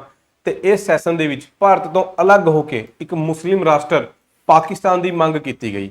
ਤੇ ਇਹ ਮੰਗ, ਇਹਦਾ ਪ੍ਰਸਤਾਵ ਹੈ ਜਿਹੜਾ ਡਰਾਫਟ ਕਿਹਨੇ ਬਣਾਇਆ? ਸਿਕੰਦਰ ਹਯਾਤ ਖਾਨ ਦੁਆਰਾ ਬਣਾਇਆ ਗਿਆ ਸੀਗਾ। ਸਿਕੰਦਰ ਹਯਾਤ ਖਾਨ, ਯਾਦ ਰੱਖਣਾ ਹੈ। ਤੇ ਇਹ ਪ੍ਰਸਤਾਵ ਰੱਖਿਆ ਕਿਹਨੇ? ਇਹ ਪ੍ਰਸਤਾਵ ਰੱਖਿਆ ਫਜ਼ਲੁਲ ਹੱਕ ਨੇ। ਕਿਹਨੇ ਰੱਖਿਆ? ਫਜ਼ਲੁਲ ਹੱਕ ਨੇ ਇਹ ਪ੍ਰਸਤਾਵ ਰੱਖਿਆ ਸਾਰਿਆਂ ਦੇ ਸਾਹਮਣੇ ਕਿ ਪਾਕਿਸਤਾਨ ਹੋਣਾ ਚਾਹੀਦਾ, ਠੀਕ ਹੈ। ਹਾਲਾਂਕਿ ਪਾਕਿਸਤਾਨ ਵਰਡ ਬਹੁਤ ਪਹਿਲਾਂ ਆ ਚੁੱਕਿਆ ਸੀਗਾ। ਪਾਕਿਸਤਾਨ ਵਰਡ ਕਿਹਨੇ ਦਿਆ? ਤਾਂ ਪਾਕਿਸਤਾਨਾਂ ਦਾ ਸ਼ਬਦ ਸਭ ਤੋਂ ਪਹਿਲਾਂ ਕੈਂਬਰਿਜ ਯੂਨੀਵਰਸਿਟੀ ਦੇ ਵਿੱਚ ਪੜ੍ਹਦਾ ਸੀ ਕਿ ਇੱਕ ਵਿਦਿਆਰਥੀ ਚੌਧਰੀ ਰਹਿਮਤ ਅਲੀ, ਇਸ ਨੇ ਦਿਆ ਜੀ, ਚੌਧਰੀ ਰਹਿਮਤ ਅਲੀ ਨੇ ਦਿਆ। ਤੇ ਮੁਸਲਮਾਨਾਂ ਲਈ ਇੱਕ ਅਲੱਗ ਦੇਸ਼ ਹੋਣਾ ਚਾਹੀਦਾ ਹੈ, ਪਾਕਿਸਤਾਨ ਦੀ ਗੱਲ ਨਹੀਂ। ਪਾਕਿਸਤਾਨ ਸ਼ਬਦ ਤਾਂ ਚੌਧਰੀ ਰਹਿਮਤ ਅਲੀ ਨੇ ਦਿਆ, ਬਟ ਮੁਸਲਮਾਨਾਂ ਵਾਸਤੇ ਇੱਕ ਸੈਪਰੇਟ ਕੰਟਰੀ ਹੋਣੀ ਚਾਹੀਦੀ ਹੈ। ਇਹ ਵਿਚਾਰ ਸਭ ਤੋਂ ਪਹਿਲਾਂ ਇੱਕ ਕਵੀ ਸੀਗਾ ਜੀ ਮੁਹੰਮਦ ਇਕਬਾਲ, ਉਹਨੇ ਦਿਆ। ਕਿਹਨੇ ਦਿਆ? ਮੁਹੰਮਦ ਇਕਬਾਲ ਨੇ। ਤਾਂ ਮੁਸਲਮਾਨਾਂ ਵਾਸਤੇ ਅਲੱਗ ਦੇਸ਼ ਮੁਹੰਮਦ ਇਕਬਾਲ, ਪਾਕਿਸਤਾਨ ਸ਼ਬਦ ਚੌਧਰੀ ਰਹਿਮਤ ਅਲੀ। ਤੇ ਪਾਕਿਸਤਾਨ ਦੀ ਮੰਗ ਮੁਸਲਿਮ ਲੀਗ ਨੇ 1940 ਦਾ ਲਾਹੌਰ ਸੈਸ਼ਨ ਉਹਦੇ ਚ ਕਰੀ, ਜਿਹਦਾ ਪ੍ਰਧਾਨ ਸੀਗਾ ਮੁਹੰਮਦ ਅਲੀ ਜਿੰਨਾ, ਠੀਕ ਹੈ। ਤੇ ਇਸ ਤੋਂ ਬਾਅਦ ਹੌਲੀ ਹੌਲੀ ਦੇਖੋ, ਜਦੋਂ ਇਹਨਾਂ ਨੇ ਡਿਮਾਂਡ ਕਰੀ ਆ ਉਸ ਟਾਈਮ ਤਾਂ ਕਿਸੇ ਨੇ ਮਤਲਬ ਇਹ ਸੋਚਿਆ ਵੀ ਨਹੀਂ ਸੀਗਾ ਕਿ ਹਾਂ ਇਹ ਡਿਮਾਂਡ ਇੰਨੀ ਜ਼ਿਆਦਾ ਵੱਧ ਜੂਗੀ ਕਿ ਇੱਕ ਦਿਨ ਸੱਚੀ ਪਾਕਿਸਤਾਨ ਹੀ ਦੇਣਾ ਪੈ ਜਾਏਗਾ, ਓਕੇ। ਉਸ ਟਾਈਮ ਵਿਰੋਧ ਵੀ ਕਰਦੇ ਆ ਤੇ ਕਈ ਇਹਦੀ ਗੱਲ ਨੂੰ ਗੋਲਦੇ ਵੀ ਨਹੀਂ, ਜਿਵੇਂ ਕਾਂਗਰਸ ਨੇ ਸਟਾਰਟਿੰਗ ਦੇ ਵਿੱਚ ਗੋਲੀ ਨਹੀਂ ਗੱਲ ਇਹਨਾਂ ਦੀ, ਠੀਕ ਹੈ। ਬਟ ਉਸ ਟਾਈਮ ਪੰਜਾਬ ਦੇ ਵਿੱਚ ਜਿਹੜੀ ਸਿੱਖ ਪਾਰਟੀਆਂ ਸੀਗੀ ਉਹਨਾਂ ਨੇ ਸਾਰਿਆਂ ਨੇ ਇਹਦਾ ਵਿਰੋਧ ਕਰਿਆ ਕਿ ਵੀ ਕਿਸੇ ਵੀ ਹਾਲਾਤ ਦੇ ਵਿੱਚ ਵੰਡ ਹੈ ਜਿਹੜੀ ਉਹ ਸਵੀਕਾਰ ਨਹੀਂ ਕੀਤੀ ਜਾਵੇਗੀ, ਠੀਕ ਹੈ। ਬਟ ਹੌਲੀ ਹੌਲੀ ਕਰਕੇ ਪੰਜਾਬ ਦਾ ਮਾਹੌਲ ਤੇ ਬੰਗਾਲ ਦਾ ਮਾਹੌਲ ਖਰਾਬ ਮੁਸਲਿਮ ਲੀਗ ਨੇ ਕਰਨਾ ਸ਼ੁਰੂ ਕਰਤਾ ਸੀ, ਇਹਦੇ 'ਚ ਕੋਈ ਡਾਊਟ ਨਹੀਂ, ਠੀਕ ਹੈ, ਪਾਕਿਸਤਾਨ ਦੀ ਡਿਮਾਂਡ ਨੂੰ ਲੈ ਕੇ। ਇਸੇ ਦੌਰਾਨ ਪੰਜਾਬ ਦੇ ਵਿੱਚ ਇਲੈਕਸ਼ਨ ਹੁੰਦੇ ਆ ਜੀ, 1945-46 ਦੇ ਇਲੈਕਸ਼ਨ ਜਿਹਨੂੰ ਕਿਹਾ ਜਾਂਦਾ ਹੈ। ਤੇ ਪੰਜਾਬ ਦੀ 175 ਸੀਟਾਂ ਦੇ ਉੱਤੇ ਇਲੈਕਸ਼ਨ ਲੜੇ ਗਏ ਹੈ। ਮੁਸਲਿਮ ਲੀਗ ਨੂੰ ਬਹੁਤ ਵਧੀਆ ਸੀਟਾਂ ਮਿਲਦੀਆਂ ਜੀ, 73 ਸੀਟਾਂ ਮੁਸਲਿਮ ਲੀਗ ਨੂੰ ਮਿਲੀਆਂ, ਠੀਕ ਹੈ। ਯੂਨੀਅਨਿਸਟ ਪਾਰਟੀ ਸਿਰਫ 20 ਸੀਟਾਂ ਤੇ ਰਹਿ ਗਈ, ਕਾਂਗਰਸ ਪਾਰਟੀ 51, ਅਕਾਲੀ ਪਾਰਟੀ 20 ਤੇ ਆਜ਼ਾਦ ਬੰਦੇ 9। ਹੁਣ ਮੁਸਲਿਮ ਲੀਗ ਦੇ ਵਿਚਾਰ ਕਿਹੋ ਜਿਹੇ ਸੀਗੇ ਤਾਂ ਸਾਰਿਆਂ ਨੂੰ ਪਤਾ ਹੈ ਤਾਂ ਸਾਰਿਆਂ ਨੇ ਕੀ ਕਰਿਆ, ਇਕੱਠੇ ਹੋ ਕੇ ਸਰਕਾਰ ਬਣਾ ਲਈ। ਠੀਕ ਹੈ, ਮੁਸਲਿਮ ਲੀਗ ਦੀ ਸਰਕਾਰ ਨਹੀਂ ਬਣਨ ਦਈ, ਤਾਂ ਯੂਨੀਅਨਿਸਟ ਪਾਰਟੀ ਨੇ, ਕਾਂਗਰਸ, ਅਕਾਲੀ ਸਾਰਿਆਂ ਨਾਲ ਮਿਲ ਕੇ ਸਰਕਾਰ ਬਣਾ ਲਈ ਤੇ ਪੰਜਾਬ ਦਾ ਮੁੱਖ ਮੰਤਰੀ ਬਣਿਆ ਜੀ ਮਲਿਕ ਖਿੱਜਰ ਹਯਾਤ ਟਿਵਾਣਾ। ਮਲਿਕ ਖਿੱਜਰ ਹਯਾਤ ਟਿਵਾਣਾ ਇਹ ਪੰਜਾਬ ਦਾ ਮੁੱਖ ਮੰਤਰੀ ਬਣਿਆ ਦੂਜਾ। ਪਹਿਲਾ ਕੌਣ ਸੀਗਾ ਜੀ? ਪਹਿਲਾ ਸਿਕੰਦਰ ਹਯਾਤ ਖਾਨ, ਦੂਜਾ ਕੌਣ ਹੈ? ਖਿੱਜਰ ਹਯਾਤ ਟਿਵਾਣਾ। ਠੀਕ ਹੈ, ਮੁਸਲਿਮ ਲੀਗ ਨੂੰ ਇਹ ਗੱਲ ਬਿਲਕੁਲ ਬਰਦਾਸ਼ਤ ਨਹੀਂ ਹੋਈ ਤੇ ਇਸ ਤੋਂ ਬਾਅਦ ਪੰਜਾਬ ਦਾ ਮਾਹੌਲ ਬਹੁਤ ਜ਼ਿਆਦਾ ਹੋਰ ਵਿਗੜਨਾ ਸ਼ੁਰੂ ਹੋ ਗਿਆ, ਦੰਗੇ ਫਸਾਦ ਪੰਜਾਬ ਦੇ ਵਿੱਚ ਹੋਣੇ ਸ਼ੁਰੂ ਹੋ ਗਏ ਬਈ। ਠੀਕ ਹੈ, ਉਧਰ ਅੰਗਰੇਜ਼ਾਂ ਦੇ ਉੱਤੇ ਪ੍ਰੈਸ਼ਰ ਇਹ ਪੈ ਰਿਹਾ ਸੀਗਾ ਕਿ ਉਹ ਇੰਡੀਆ ਨੂੰ ਛੱਡ ਕੇ ਜਾਣਾ ਚਾਹੁੰਦੇ ਸੀ, ਬਟ ਉਹ ਸੱਤਾ ਕਿਹਨੂੰ ਸੌਂਪ ਕੇ ਜਾਈਏ ਉਹਨਾਂ ਨੂੰ ਖੁਦ ਨਹੀਂ ਪਤਾ ਲੱਗ ਰਿਹਾ ਸੀਗਾ, ਉਹ ਖੁਦ ਕਨਫਿਊਜ਼ ਸੀਗੇ। ਠੀਕ ਹੈ, ਕਿਉਂਕਿ ਇੱਕ ਸਾਈਡ ਪਾਕਿਸਤਾਨ ਦੀ ਡਿਮਾਂਡ ਹੋ ਰਹੀ ਹੈ, ਦੂਜੀ ਸਾਈਡ ਕਾਂਗਰਸ ਪਾਰਟੀ ਹੈ ਜਿਹੜੀ ਉਹਨੇ ਫਰੀडम ਸਟਰਗਲ ਚਲਾਈ ਹੋਈ ਹੈ, ਤੇ ਇਸ ਤੋਂ ਇਲਾਵਾ ਜਿਹੜੀ ਛੋਟੀ ਛੋਟੀ ਪਾਰਟੀਆਂ ਉਹ ਆਪਣੇ ਲੈਵਲ ਤੇ ਕੰਮ ਕਰ ਰਹੀਆਂ, ਦੂਜੀ ਸਾਈਡ ਕ੍ਰਾਂਤੀਕਾਰੀ ਆਪਣਾ ਕੰਮ ਕਰ ਰਹੇ ਹੈ। ਠੀਕ ਹੈ, ਤੇ ਦੂਜਾ ਵਿਸ਼ਵ ਯੁੱਧ ਖਤਮ ਹੋ ਚੁੱਕਿਆ ਸੀਗਾ, ਇੰਟਰਨੈਸ਼ਨਲੀ ਵੀ ਬਹੁਤ ਜ਼ਿਆਦਾ ਪ੍ਰੈਸ਼ਰ ਹੈ। ਠੀਕ ਹੈ, ਅਮਰੀਕਾ ਦਾ, ਹੋਰ ਕੰਟਰੀਆਂ ਦਾ, ਕਿ ਕਿਉਂਕਿ ਜਿਹੜੇ ਵੀ ਵਰਲਡ ਵਾਰ ਹੋਏ ਆ ਨਾ, ਜਿੰਨੀ ਵੀ ਲੜਾਈਆਂ ਹੋ ਰਹੀ ਸੀ, ਇਹਨਾਂ ਸਾਰਿਆਂ ਦਾ ਕਾਰਨ ਕਿਤੇ ਨਾ ਕਿਤੇ ਇਹ ਕਲੋਨੀਆਂ ਸੀਗੀ ਜਿਹੜੀ ਅੰਗਰੇਜ਼ਾਂ ਨੇ, ਫਰਾਂਸੀਸੀਆਂ ਨੇ ਦੂਜੇ ਦੇਸ਼ਾਂ ਦੇ ਵਿੱਚ ਬਣਾਈ ਹੋਈ ਸੀਗੀ, ਹਨਾ। ਇਹ ਵੀ ਕਿਤੇ ਨਾ ਕਿਤੇ ਕਾਰਨ ਸੀਗੇ ਦੂਜੇ ਵਰਲਡ ਵਾਰ ਦਾ। ਤਾਂ ਇਹਨਾਂ ਦੇ ਉੱਤੇ ਪ੍ਰੈਸ਼ਰ ਸੀਗਾ ਵੀ ਕਿ ਜਲਦੀ ਤੋਂ ਜਲਦੀ ਇੰਡੀਅਨਸ ਨੂੰ ਪਾਵਰ ਹੈ ਜਿਹੜੀ ਟ੍ਰਾਂਸਫਰ ਕਰੋ। ਠੀਕ ਹੈ, ਹੁਣ ਪਾਵਰ ਟ੍ਰਾਂਸਫਰ ਕਿਹਨੂੰ ਕਰੀਏ? ਕਿਸੇ ਇੱਕ ਬੰਦੇ ਨੂੰ ਤਾਂ ਸੌਂਪ ਕੇ ਜਾ ਨਹੀਂ ਸਕਦੇ। ਠੀਕ ਹੈ, ਬਹੁਤ ਜੀ ਪਾਰਟੀਆਂ ਹੈ, ਤੇ ਜਦੋਂ ਅੰਗਰੇਜ਼ਾਂ ਨੇ ਹੌਲੀ ਹੌਲੀ ਕਰਕੇ ਕਬਜ਼ਾ ਕਰਕੇ ਦੇਸ਼ ਬਣਾਇਆ, ਇਹ ਤਾਂ ਹੈ ਨਹੀਂ ਕਿ ਕਿਸੇ ਇੱਕ ਬੰਦੇ ਤੋਂ ਲਿਆ ਸੀਗਾ ਇੰਡੀਆ ਉਹਨਾਂ ਨੇ ਤੇ ਕਿਸੇ ਇੱਕ ਬੰਦੇ ਨੂੰ ਦੇ ਕੇ ਚਲੇ ਜਾਣਗੇ। ਉਹਨਾਂ ਨੇ ਤਾਂ ਬਹੁਤ ਲੰਬੇ ਟਾਈਮ ਦੇ ਵਿੱਚ ਇੱਕ ਇੱਕ ਰਾਜੇ ਮਹਾਰਾਜੇ ਤੋਂ ਹੌਲੀ ਹੌਲੀ ਇਕੱਠਾ ਕਰਿਆ ਸਾਮਰਾਜ। ਠੀਕ ਹੈ, ਹੁਣ ਜਿਹੜਾ ਇੰਨਾ ਵੱਡਾ ਸਾਮਰਾਜ ਉਹਨਾਂ ਨੇ ਬਣਾਇਆ ਬ੍ਰਿਟਿਸ਼ ਇੰਡੀਆ, ਉਹ ਕਿੱਦਾਂ ਕਿਸੇ ਨੂੰ ਸੌਂਪ ਕੇ ਜਾਈਏ, ਉਹਦਾ ਪ੍ਰੋਸੈਸ ਉਹਨਾਂ ਨੂੰ ਸਮਝ ਨਹੀਂ ਆ ਰਿਹਾ ਸੀਗਾ। ਠੀਕ ਹੈ, ਕਿਉਂਕਿ ਕ੍ਰਾਂਤੀਕਾਰੀ ਵੀ ਹੈਗੇ ਆ, ਅਲੱਗ-ਅਲੱਗ ਪਾਰਟੀਆਂ ਵੀ ਹੈਗੀਆਂ। ਠੀਕ ਹੈ, ਤੇ ਕੋਈ ਕਹਿ ਰਿਹਾ ਜੀ ਇੱਕ ਅਲੱਗ ਤੋਂ ਮੁਸਲਮਾਨਾਂ ਨੂੰ ਵੀ ਚਾਹੀਦਾ ਦੇਸ਼, ਤਾਂ ਇਹ ਸਾਰੀ ਚੀਜ਼ਾਂ ਦੇ ਵਿੱਚ ਉਲਝੇ ਹੋਏ ਆ ਅੰਗਰੇਜ਼। ਠੀਕ ਹੈ, ਤਾਂ ਉਹ ਸਾਰੇ ਦਾ ਸੋਲੂਸ਼ਨ ਕੱਢ ਕੇ ਲਿਆਂਦੇ ਆ ਤੇ ਕੈਬਨਿਟ ਮਿਸ਼ਨ ਆਂਦਾ। ਕੌਣ ਆਂਦਾ ਜੀ? ਕੈਬਨਿਟ ਮਿਸ਼ਨ ਆਂਦਾ ਮਾਰਚ ਦੇ ਵਿੱਚ 1946 ਦੇ ਵਿੱਚ, 24 ਮਾਰਚ, ਕਈ ਜਗ੍ਹਾ 23 ਵੀ ਲਿਖਿਆ ਹੁੰਦਾ, ਕੋਈ ਚੱਕਰ ਨਹੀਂ। 23-24 ਮਾਰਚ ਨੂੰ, 23-24 ਮਾਰਚ 1946 ਨੂੰ ਕੈਬਨਿਟ ਮਿਸ਼ਨ ਆਂਦਾ ਜੀ। ਇਹ ਕਿਹਨੇ ਭੇਜਿਆ ਸੀਗਾ ਕੈਬਨਿਟ ਮਿਸ਼ਨ? ਇਹ ਬ੍ਰਿਟੇਨ ਦੇ ਪ੍ਰਧਾਨ ਮੰਤਰੀ ਕੈਲੀਮੈਂਟ ਐਟਲੀ ਨੇ ਭੇਜਿਆ ਸੀ। ਕਿਹਨੇ ਭੇਜਿਆ? ਕੈਲੀਮੈਂਟ ਐਟਲੀ ਨੇ। ਉਹਨੇ ਭੇਜਿਆ ਕਿ ਬਈ ਜਾ, ਕੈਬਨਿਟ ਮਿਸ਼ਨ ਦੇ ਵਿੱਚ 3 ਮੈਂਬਰ ਸੀ, ਉਹਨਾਂ ਦੀ ਡਿਊਟੀ ਲਗਾਈ ਹੈ ਕਿ ਜਾਓ ਇੰਡੀਆ ਜਾ ਕੇ ਕੋਈ ਨਾ ਕੋਈ ਸੋਲੂਸ਼ਨ ਕੱਢ ਕੇ ਲੈ ਕੇ ਆਓ ਕਿ ਆਪਾਂ ਕਿੱਦਾਂ ਇੰਡੀਅਨਸ ਨੂੰ ਪਾਵਰ ਫਟਾਫਟ ਟ੍ਰਾਂਸਫਰ ਕਰੀਏ ਤੇ ਆਪਣਾ ਨਿਕਲੀਏ ਇੰਡੀਆ ਤੋਂ। ਠੀਕ ਹੈ ਨਾ, ਤਾਂ ਬਸ ਉਹ ਇਸ ਕੰਮ ਵਾਸਤੇ ਭੇਜੇ ਗਏ ਆ, ਉਸ ਨੂੰ ਕੈਬਨਿਟ ਮਿਸ਼ਨ ਕਿਹਾ ਜਾਂਦਾ ਹੈ। ਕੈਬਨਿਟ ਮਿਸ਼ਨ ਦੇ ਵਿੱਚ 3 ਮੈਂਬਰ ਸੀਗੇ। ਕਿੰਨੇ ਮੈਂਬਰ ਸੀਗੇ? 3। ਤੇ ਪ੍ਰਧਾਨ ਕੌਣ ਸੀਗਾ? ਨਾਮ ਜ਼ਰੂਰ ਯਾਦ ਰੱਖਣਾ, ਪੈਥਿਕ ਲਾਰੈਂਸ। ਠੀਕ ਹੈ, 3 ਮੈਂਬਰ ਕਿਹੜੇ ਸੀਗੇ? ਇੱਕ ਤਾਂ ਪੈਥਿਕ ਲਾਰੈਂਸ ਹੀ ਹੋ ਗਿਆ। ਠੀਕ ਹੈ, ਜਿਹੜਾ ਸੈਕਟਰੀ ਸੀਗਾ ਇੰਡੀਆ ਦਾ ਉਹ ਹੋ ਗਿਆ। ਸਟੈਫਰਡ ਕ੍ਰਿਪਸ ਸੀਗਾ ਜੀ, ਤੇ ਇੱਕ ਏਵੀ ਅਲੈਗਜ਼ੈਂਡਰ। 3 ਬੰਦੇ ਆ, ਸੁਪਰ ਇੰਪੋਰਟੈਂਟ ਹੈ, ਨਾਮ ਯਾਦ ਰੱਖਣਾ ਹੈ। ਪੈਥਿਕ ਲਾਰੈਂਸ, ਏਵੀ ਅਲੈਗਜ਼ੈਂਡਰ ਤੇ ਸਟੈਫਰਡ ਕ੍ਰਿਪਸ। ਠੀਕ ਹੈ, ਕੈਬਨਿਟ ਮਿਸ਼ਨ ਨੇ ਬੜੀ ਸਿੰਪਲ ਜੀ ਗੱਲ ਕਹੀ ਹੈ, ਮੈਂ ਤੁਹਾਨੂੰ ਸਿੰਪਲ ਜੀ ਭਾਸ਼ਾ ਦੇ ਵਿੱਚ ਹੀ ਬਤਾ ਰਿਹਾ। ਵੈਸੇ ਤਾਂ ਆਪਾਂ ਨੇ ਪੋਲਿਟੀ ਪੜ੍ਹੀ ਹੈ, ਉੱਥੇ ਵੀ ਪੜ੍ਹ ਕੇ ਆਏ ਆਪਾਂ ਕੈਬਨਿਟ ਮਿਸ਼ਨ। ਠੀਕ ਹੈ, ਮਾਡਰਨ ਹਿਸਟਰੀ ਆਫ ਇੰਡੀਆ ਪੜ੍ਹੀ ਹੈ, ਉੱਥੇ ਵੀ ਕੈਬਨਿਟ ਮਿਸ਼ਨ ਪੜ੍ਹਿਆ ਹੋਣਾ ਆਪਾਂ ਨੇ। ਠੀਕ ਹੈ, ਫਿਰ ਵੀ ਚਲੋ ਮੈਂ ਤੁਹਾਨੂੰ 2-4 ਗੱਲਾਂ ਕੈਬਨਿਟ ਮਿਸ਼ਨ ਬਾਰੇ ਦੱਸ ਰਿਹਾ। ਕੈਬਨਿਟ ਮਿਸ਼ਨ ਨੇ ਸਿੰਪਲ ਜੀ ਗੱਲ ਕਹੀ ਹੈ ਕਿ ਪਹਿਲੀ ਗੱਲ ਤਾਂ ਵੀ ਪਾਕਿਸਤਾਨ ਮਿਲਦਾ ਕੋਈ ਨਹੀਂ, ਇੰਡੀਆ ਜਿਹੜਾ ਇਕੱਠਾ ਰਹੇਗਾ। ਠੀਕ ਹੈ, ਦੂਜੀ ਗੱਲ ਕੀ ਹੈ ਵੀ ਸਾਰੇ ਇੰਡੀਆ ਦੇ ਵਿੱਚ ਇਲੈਕਸ਼ਨ ਕਰਾਵਾਂਗੇ ਆਪਾਂ ਸੰਵਿਧਾਨ ਸਭਾ ਦੇ। ਕਿਹੋ ਜਿਹੇ ਇਲੈਕਸ਼ਨ ਕਰਾਵਾਂਗੇ? ਸੰਵਿਧਾਨ ਸਭਾ ਦੇ ਇਲੈਕਸ਼ਨ ਕਰਾਵਾਂਗੇ। ਪੂਰੇ ਇੰਡੀਆ ਨੂੰ ਸੀਟਾਂ 'ਚ ਡਿਵਾਈਡ ਕਰਤਾ ਇਹਨਾਂ ਨੇ। ਠੀਕ ਹੈ, ਤੇ ਜਿਹੜੇ ਬੰਦੇ ਜਿੱਤ ਕੇ ਆਣਗੇ ਉਹ ਸਾਰੀ ਪਾਰਟੀਆਂ ਦੇ ਮਿਕਸ ਹੋਣਗੇ। ਠੀਕ ਹੈ ਜੀ, ਤੇ ਜਿਹਨੂੰ ਜਨਤਾ ਸਪੋਰਟ ਕਰੇਗੀ ਉਸ ਪਾਰਟੀ ਦੀ ਸੀਟਾਂ ਜ਼ਿਆਦਾ ਹੋਣਗੀਆਂ, ਨੋਰਮਲ ਜੀ ਗੱਲ ਹੈ, ਬਾਕੀਆਂ ਦੀ ਘੱਟ ਹੋਣਗੀਆਂ। ਤੇ ਉਹ ਸਾਰੇ ਬੰਦੇ ਬੈਠ ਕੇ ਆਪਣਾ ਸੰਵਿਧਾਨ ਆਪ ਬਣਾ ਲੈਣਗੇ ਆਪਣੇ ਦੇਸ਼ ਦਾ। ਠੀਕ ਹੈ, ਤੇ ਉਹ ਜਿਹੜੇ ਬੰਦੇ ਜਿੱਤ ਕੇ ਆਏ ਆ ਉਹਦੇ ਵਿੱਚੋਂ ਹੀ ਸਰਕਾਰ ਆਪਾਂ ਬਣਾ ਦਾਂਗੇ, ਅੰਤਰਿਮ ਸਰਕਾਰ, ਐਂਟਰੀਮ ਗਵਰਨਮੈਂਟ। ਠੀਕ ਹੈ, ਐਂਟਰੀਮ ਗਵਰਨਮੈਂਟ ਮਤਲਬ ਜਿਹਨੂੰ ਗਵਰਨਮੈਂਟ ਤੋਂ ਪਹਿਲਾਂ ਇੱਕ ਟੈਂਪਰੇਰੀ ਗਵਰਨਮੈਂਟ ਹੁੰਦੀ ਹੈ, ਇਹ ਸਮਝੋ ਤੁਸੀਂ, ਟੈਂਪਰੇਰੀ ਗਵਰਨਮੈਂਟ ਆਪਾਂ ਬਣਾ ਦਾਂਗੇ ਬਈ। ਠੀਕ ਹੈ, ਯਾਨੀ ਪਾਕਿਸਤਾਨ ਦੀ ਡਿਮਾਂਡ ਕੈਂਸਲ ਕਰਕੇ ਪੂਰਾ ਇੰਡੀਆ ਇਕੱਠਾ ਰਹੇਗਾ।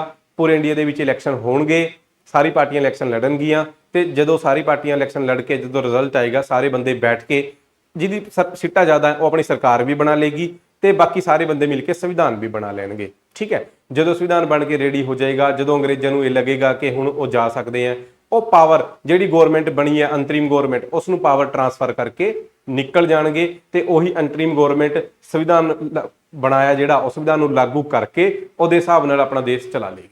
ਇਹ ਸਿੰਪਲ ਜੀ ਗੱਲਾਂ ਸੀਗੀਆਂ ਤੇ ਇਹ ਸਾਰੀ ਗੱਲਾਂ ਸਭ ਨੂੰ ਸਹੀ ਲੱਗਦੀਆਂ। ਈਵਨ ਜਿਹੜੀ ਪਾਕਿਸਤਾਨ ਦੀ ਡਿਮਾਂਡ ਕਰ ਰਹੀ ਸੀ ਮੁਸਲਿਮ ਲੀਗ, ਉਹਨੂੰ ਵੀ ਸਹੀ ਲੱਗਦੀਆਂ। ਉਹ ਕਹਿੰਦੀ ਠੀਕ ਹੈ ਪਾਕਿਸਤਾਨ ਨਹੀਂ ਚਾਹੀਦਾ, ਉਹ ਵੀ ਮੰਨ ਜਾਂਦੀ ਹੈ। ਠੀਕ ਹੈ, ਇਹ ਗੱਲਾਂ ਕਹੀਆਂ ਕੈਬਨਿਟ ਮਿਸ਼ਨ ਨੇ। ਤਾਂ ਕੈਬਨਿਟ ਮਿਸ਼ਨ ਨੇ ਮੁਸਲਿਮ ਲੀਗ ਦੀ ਪਾਕਿਸਤਾਨ ਦੀ ਮੰਗ ਦੇ ਪ੍ਰਸਤਾਵ ਨੂੰ ਰੱਦ ਕਰਤਾ ਬਈ। ਕੈਬਨਿਟ ਮਿਸ਼ਨ ਨੇ ਇੱਕ ਸੰਵਿਧਾਨ ਸਭਾ ਦੇ ਗਠਨ ਦੀ ਸਿਫਾਰਿਸ਼ ਕਰੀ। ਇਹਨੇ ਕਿਹਾ ਕਿ ਸੰਵਿਧਾਨ ਸਭਾ ਬਣਾਓ, ਠੀਕ ਹੈ। ਸੰਵਿਧਾਨ ਸਭਾ ਦੇ ਕੁੱਲ ਮੈਂਬਰਾਂ ਦੀ ਗਿਣਤੀ 399 ਰੱਖੀ ਹੈ, ਜਿਹਦੇ ਚ 296 ਇੰਡੀਆ ਨੂੰ ਮਿਲੀਆਂ, ਬ੍ਰਿਟਿਸ਼ ਇੰਡੀਆ ਨੂੰ, ਤੇ 93 ਸੀਟਾਂ ਰਿਆਸਤਾਂ ਨੂੰ, ਰਾਜੇ ਮਹਾਰਾਜੇ ਨੂੰ ਦੀਆਂ, ਤੇ ਰਾਜੇ ਮਹਾਰਾਜੇ ਨੂੰ ਵੀ ਕਿਹਾ ਵੀ ਤੁਸੀਂ ਵੀ ਇੰਡੀਆ ਦੇ ਵਿੱਚ ਸ਼ਾਮਿਲ ਹੋ, ਠੀਕ ਹੈ ਜੀ। ਇਹ ਪਹਿਲਾਂ ਇਹਨਾਂ ਨੇ ਮਨਾ ਕਰੀ ਹੈ, ਬਾਅਦ ਚ ਹੌਲੀ ਹੌਲੀ ਕਰਕੇ ਸ਼ਾਮਿਲ ਹੋ ਗਏ ਆ। ਬਾਕੀ ਇਸ ਤੋਂ ਜ਼ਿਆਦਾ ਡਿਟੇਲ ਆਪਾਂ ਸੰਵਿਧਾਨ ਸਭਾ ਜਾਂ ਸੰਵਿਧਾਨ ਜਦੋਂ ਪੜਿਆ ਉਹਦੇ ਚ ਕਰੀ ਹੋਈ ਹੈ, ਹੁਣ ਇਸ ਤੋਂ ਜ਼ਿਆਦਾ ਡਿਟੇਲ ਚ ਆਪਾਂ ਨਹੀਂ ਜਾਵਾਂਗੇ। ਕੁੱਲ ਮਿਲਾ ਕੇ ਗੱਲ ਇਹ ਆ, ਮੁਸਲਿਮ ਲੀਗ ਨੇ ਇਸ ਨੂੰ 6 ਜੂਨ 1946 ਨੂੰ ਮੰਨ ਲਿਆ, ਕਹਿੰਦੇ ਠੀਕ ਹੈ ਜੀ, ਓਕੇ। ਉਹਨੇ ਪਾਕਿਸਤਾਨ ਦੀ ਡਿਮਾਂਡ ਨੂੰ ਇੱਕ ਤਰ੍ਹਾਂ ਨਾਲ ਛੱਡ ਦਿੱਤਾ, ਕਹਿੰਦੇ ਕੋਈ ਚੱਕਰ ਨਹੀਂ। ਉਹਨੂੰ ਇਹ ਸੀਗਾ ਵੀ ਹਾਂ ਚਲੋ ਕਿਪਤਾ ਸਾਰੇ ਇੰਡੀਆ ਦੇ ਵਿੱਚ ਸਿੱਟਾਂ ਉਹਨਾਂ ਦੀ ਆਣ, ਪੂਰਾ ਇੰਡੀਆ ਹੀ ਮਿਲ ਜਾਏ, ਛੋਟਾ ਜਿਹਾ ਪਾਕਿਸਤਾਨ ਲੈ ਕੇ ਕੀ ਕਰਨਗੇ, ਹਨਾ। ਪਰ ਜਦੋਂ ਨਤੀਜੇ ਆਏ ਤਾਂ ਮੁਸਲਿਮ ਲੀਗ ਦੀ ਸੀਟਾਂ ਬਹੁਤ ਘੱਟ ਸੀ, ਕਾਂਗਰਸ ਨੂੰ ਬਹੁਤ ਜ਼ਿਆਦਾ ਸੀਟਾਂ ਮਿਲੀਆਂ, ਠੀਕ ਹੈ। ਤਾਂ ਮੁਸਲਿਮ ਲੀਗ ਵਾਸਤੇ ਹੁਣ ਇਹ ਹੋ ਗਿਆ, ਉਹਨੇ ਪਹਿਲਾਂ ਮੰਨ ਲਿਆ ਕਿ ਚਲੋ ਪਾਕਿਸਤਾਨ ਨਹੀਂ ਚਾਹੀਦਾ, ਕੈਬਨਿਟ ਮਿਸ਼ਨ ਨੂੰ ਸਵੀਕਾਰ ਕਰ ਲਿਆ ਉਹਨੇ। ਹੁਣ ਉਹਨਾਂ ਨੂੰ ਲੱਗਿਆ ਕਿ ਨਹੀਂ ਇਹ ਤਾਂ ਗਲਤ ਹੋ ਗਿਆ, ਤਾਂ ਉਹ ਆਪਣੀ ਗੱਲ ਤੋਂ ਮੁੱਕਰ ਗਏ, ਠੀਕ ਹੈ। ਪਰ ਸੰਵਿਧਾਨ ਸਭਾ ਦੀ ਚੋਣਾਂ ਵਿੱਚ ਮੁਸਲਿਮ ਲੀਗ ਨੂੰ ਸਫਲਤਾ ਪ੍ਰਾਪਤ ਨਹੀਂ ਹੋਈ। 29 ਜੁਲਾਈ ਨੂੰ ਮੁਸਲਿਮ ਲੀਗ ਨੇ ਆਪਣੀ ਸਵੀਕ੍ਰਿਤੀ ਹੈ ਜਿਹੜੀ ਵਾਪਸ ਲੈ ਲਈ, ਯਾਨੀ ਮੁੱਕਰ ਗਏ ਬਈ, ਠੀਕ ਹੈ। ਤਾਂ ਮੁਸਲਿਮ ਲੀਗ ਨੇ ਪਾਕਿਸਤਾਨ ਦੀ ਪ੍ਰਾਪਤੀ, ਹੁਣ ਉਹਨਾਂ ਕੋਲ ਕੁਝ ਵੀ ਆਪਸ਼ਨ ਨਹੀਂ ਰਿਹਾ, ਕਿਉਂਕਿ ਇੱਧਰ ਇਲੈਕਸ਼ਨ ਹੋ ਗਏ, ਸੰਵਿਧਾਨ ਸਭਾ ਵੀ ਬਣ ਗਈ, ਠੀਕ ਹੈ ਜੀ। ਤੇ ਹੁਣ ਕਾਂਗਰਸ ਨੂੰ ਸੀਟਾਂ ਮਿਲੀਆਂ ਤੇ ਕਾਂਗਰਸ ਦੀ ਹੀ ਸਰਕਾਰ ਬਣੇਗੀ, ਯਾਨੀ ਅੰਗਰੇਜ਼ ਤਾਂ ਦੇਸ਼ ਨੂੰ ਛੋੜ ਕੇ ਜਾਣ ਦੀ ਗੱਲ ਕਰਨ ਲੱਗੇ, ਠੀਕ ਹੈ। ਤੇ ਪਾਵਰ ਕਿਹਨੂੰ ਟ੍ਰਾਂਸਫਰ ਹੋਣ ਦੀ ਗੱਲ ਹੋ ਗਈ ਕਿ ਹਾਂ ਜਿਹਨੇ ਸਰਕਾਰ ਬਣਾਈ ਹੈ, ਸਰਕਾਰ ਕਿਹਦੀ ਬਣੀ ਹੈ, ਕਾਂਗਰਸ ਦੀ ਬਣੀ ਹੈ। ਮੁਸਲਿਮ ਲੀਗ ਨੂੰ ਕਿਆ ਮਿਲਿਆ, ਕੁਝ ਵੀ ਨਹੀਂ ਮਿਲਿਆ। ਤੇ ਮੁਸਲਿਮ ਲੀਗ ਪਾਕਿਸਤਾਨ ਦੀ ਮੰਗ ਤੇ ਦੁਬਾਰੇ ਆ ਜਾਂਦੀ ਹੈ, ਕਹਿੰਦੀ ਵੀ ਹੁਣ ਤਾਂ ਪਾਕਿਸਤਾਨ ਚਾਹੀਦਾ ਹੀ ਚਾਹੀਦਾ ਹੈ। ਇਹਦੇ ਵਾਸਤੇ ਉਹਨੇ ਸਾਰੇ ਮੁਸਲਿਮਸ ਨੂੰ ਕਿਹਾ ਕਿ ਸਿੱਧੀ ਕਾਰਵਾਈ ਕਰਾਂਗੇ, ਆਪਾਂ ਡਾਇਰੈਕਟ ਐਕਸ਼ਨ ਡੇ ਮਨਾਵਾਂਗੇ। ਕੀ ਮਨਾਵਾਂਗੇ? ਡਾਇਰੈਕਟ ਐਕਸ਼ਨ ਡੇ। ਤਾਂ ਇਹ ਡੇਟ ਯਾਦ ਰੱਖਣੀ ਹੈ, ਪੁੱਛਿਆ ਜਾਂਦਾ ਹੈ ਡਾਇਰੈਕਟ ਐਕਸ਼ਨ ਡੇ ਕਦੋਂ ਮਨਾਇਆ ਗਿਆ? 16 ਅਗਸਤ 1946 ਨੂੰ। 16 ਅਗਸਤ 1946 ਨੂੰ ਡਾਇਰੈਕਟ ਐਕਸ਼ਨ ਡੇ ਮਨਾਇਆ ਗਿਆ ਮੁਸਲਿਮ ਲੀਗ ਦੁਆਰਾ ਪੂਰੇ ਦੇਸ਼ ਦੇ ਵਿੱਚ। ਤੇ ਜਿੱਥੇ ਜਿੱਥੇ ਮੁਸਲਿਮ ਮੈਜੋਰਟੀ ਸੀਗੀ ਉੱਥੇ ਬਹੁਤ ਜ਼ਿਆਦਾ ਦੰਗੇ ਹੁੰਦੇ ਆ, ਉੱਥੇ ਗੈਰ ਮੁਸਲਿਮਸ ਨੂੰ ਬਹੁਤ ਜ਼ਿਆਦਾ ਮਾਰਿਆ ਜਾਂਦਾ ਹੈ। ਤੇ ਉਹਦਾ ਫਿਰ ਰਿਐਕਸ਼ਨ ਉੱਥੇ ਦੇਖਣ ਨੂੰ ਮਿਲੇਗਾ ਜਿੱਥੇ ਮੁਸਲਿਮਸ ਘੱਟ ਹੋਣਗੇ, ਠੀਕ ਹੈ, ਉੱਥੇ ਫਿਰ ਮੁਸਲਿਮਸ ਨੂੰ ਮਾਰਿਆ ਜਾਂਦਾ। ਯਾਨੀ ਕੁੱਲ ਮਿਲਾ ਕੇ ਪੂਰੇ ਦੇਸ਼ ਦੇ ਵਿੱਚ ਦੰਗੇ ਫੈਲ ਜਾਂਦੇ ਆ। ਕਲਕੱਤਾ ਤੋਂ ਸ਼ੁਰੂ ਹੋਏ ਸੀਗੇ ਤੇ ਜਦੋਂ ਕਲਕੱਤਾ 'ਚ ਹੋਈਆਂ ਤਾਂ ਪੰਜਾਬ 'ਚ ਬਹੁਤ ਜਲਦੀ ਆ ਜਾਂਦੇ ਆ, ਠੀਕ ਹੈ। ਤੇ ਪੰਜਾਬ, ਕਲਕੱਤਾ ਤੇ ਫਿਰ ਹੌਲੀ ਹੌਲੀ ਪੂਰੇ ਇੰਡੀਆ ਦੇ ਵਿੱਚ ਦੰਗੇ ਫੈਲ ਜਾਂਦੇ ਆ, ਠੀਕ ਹੈ।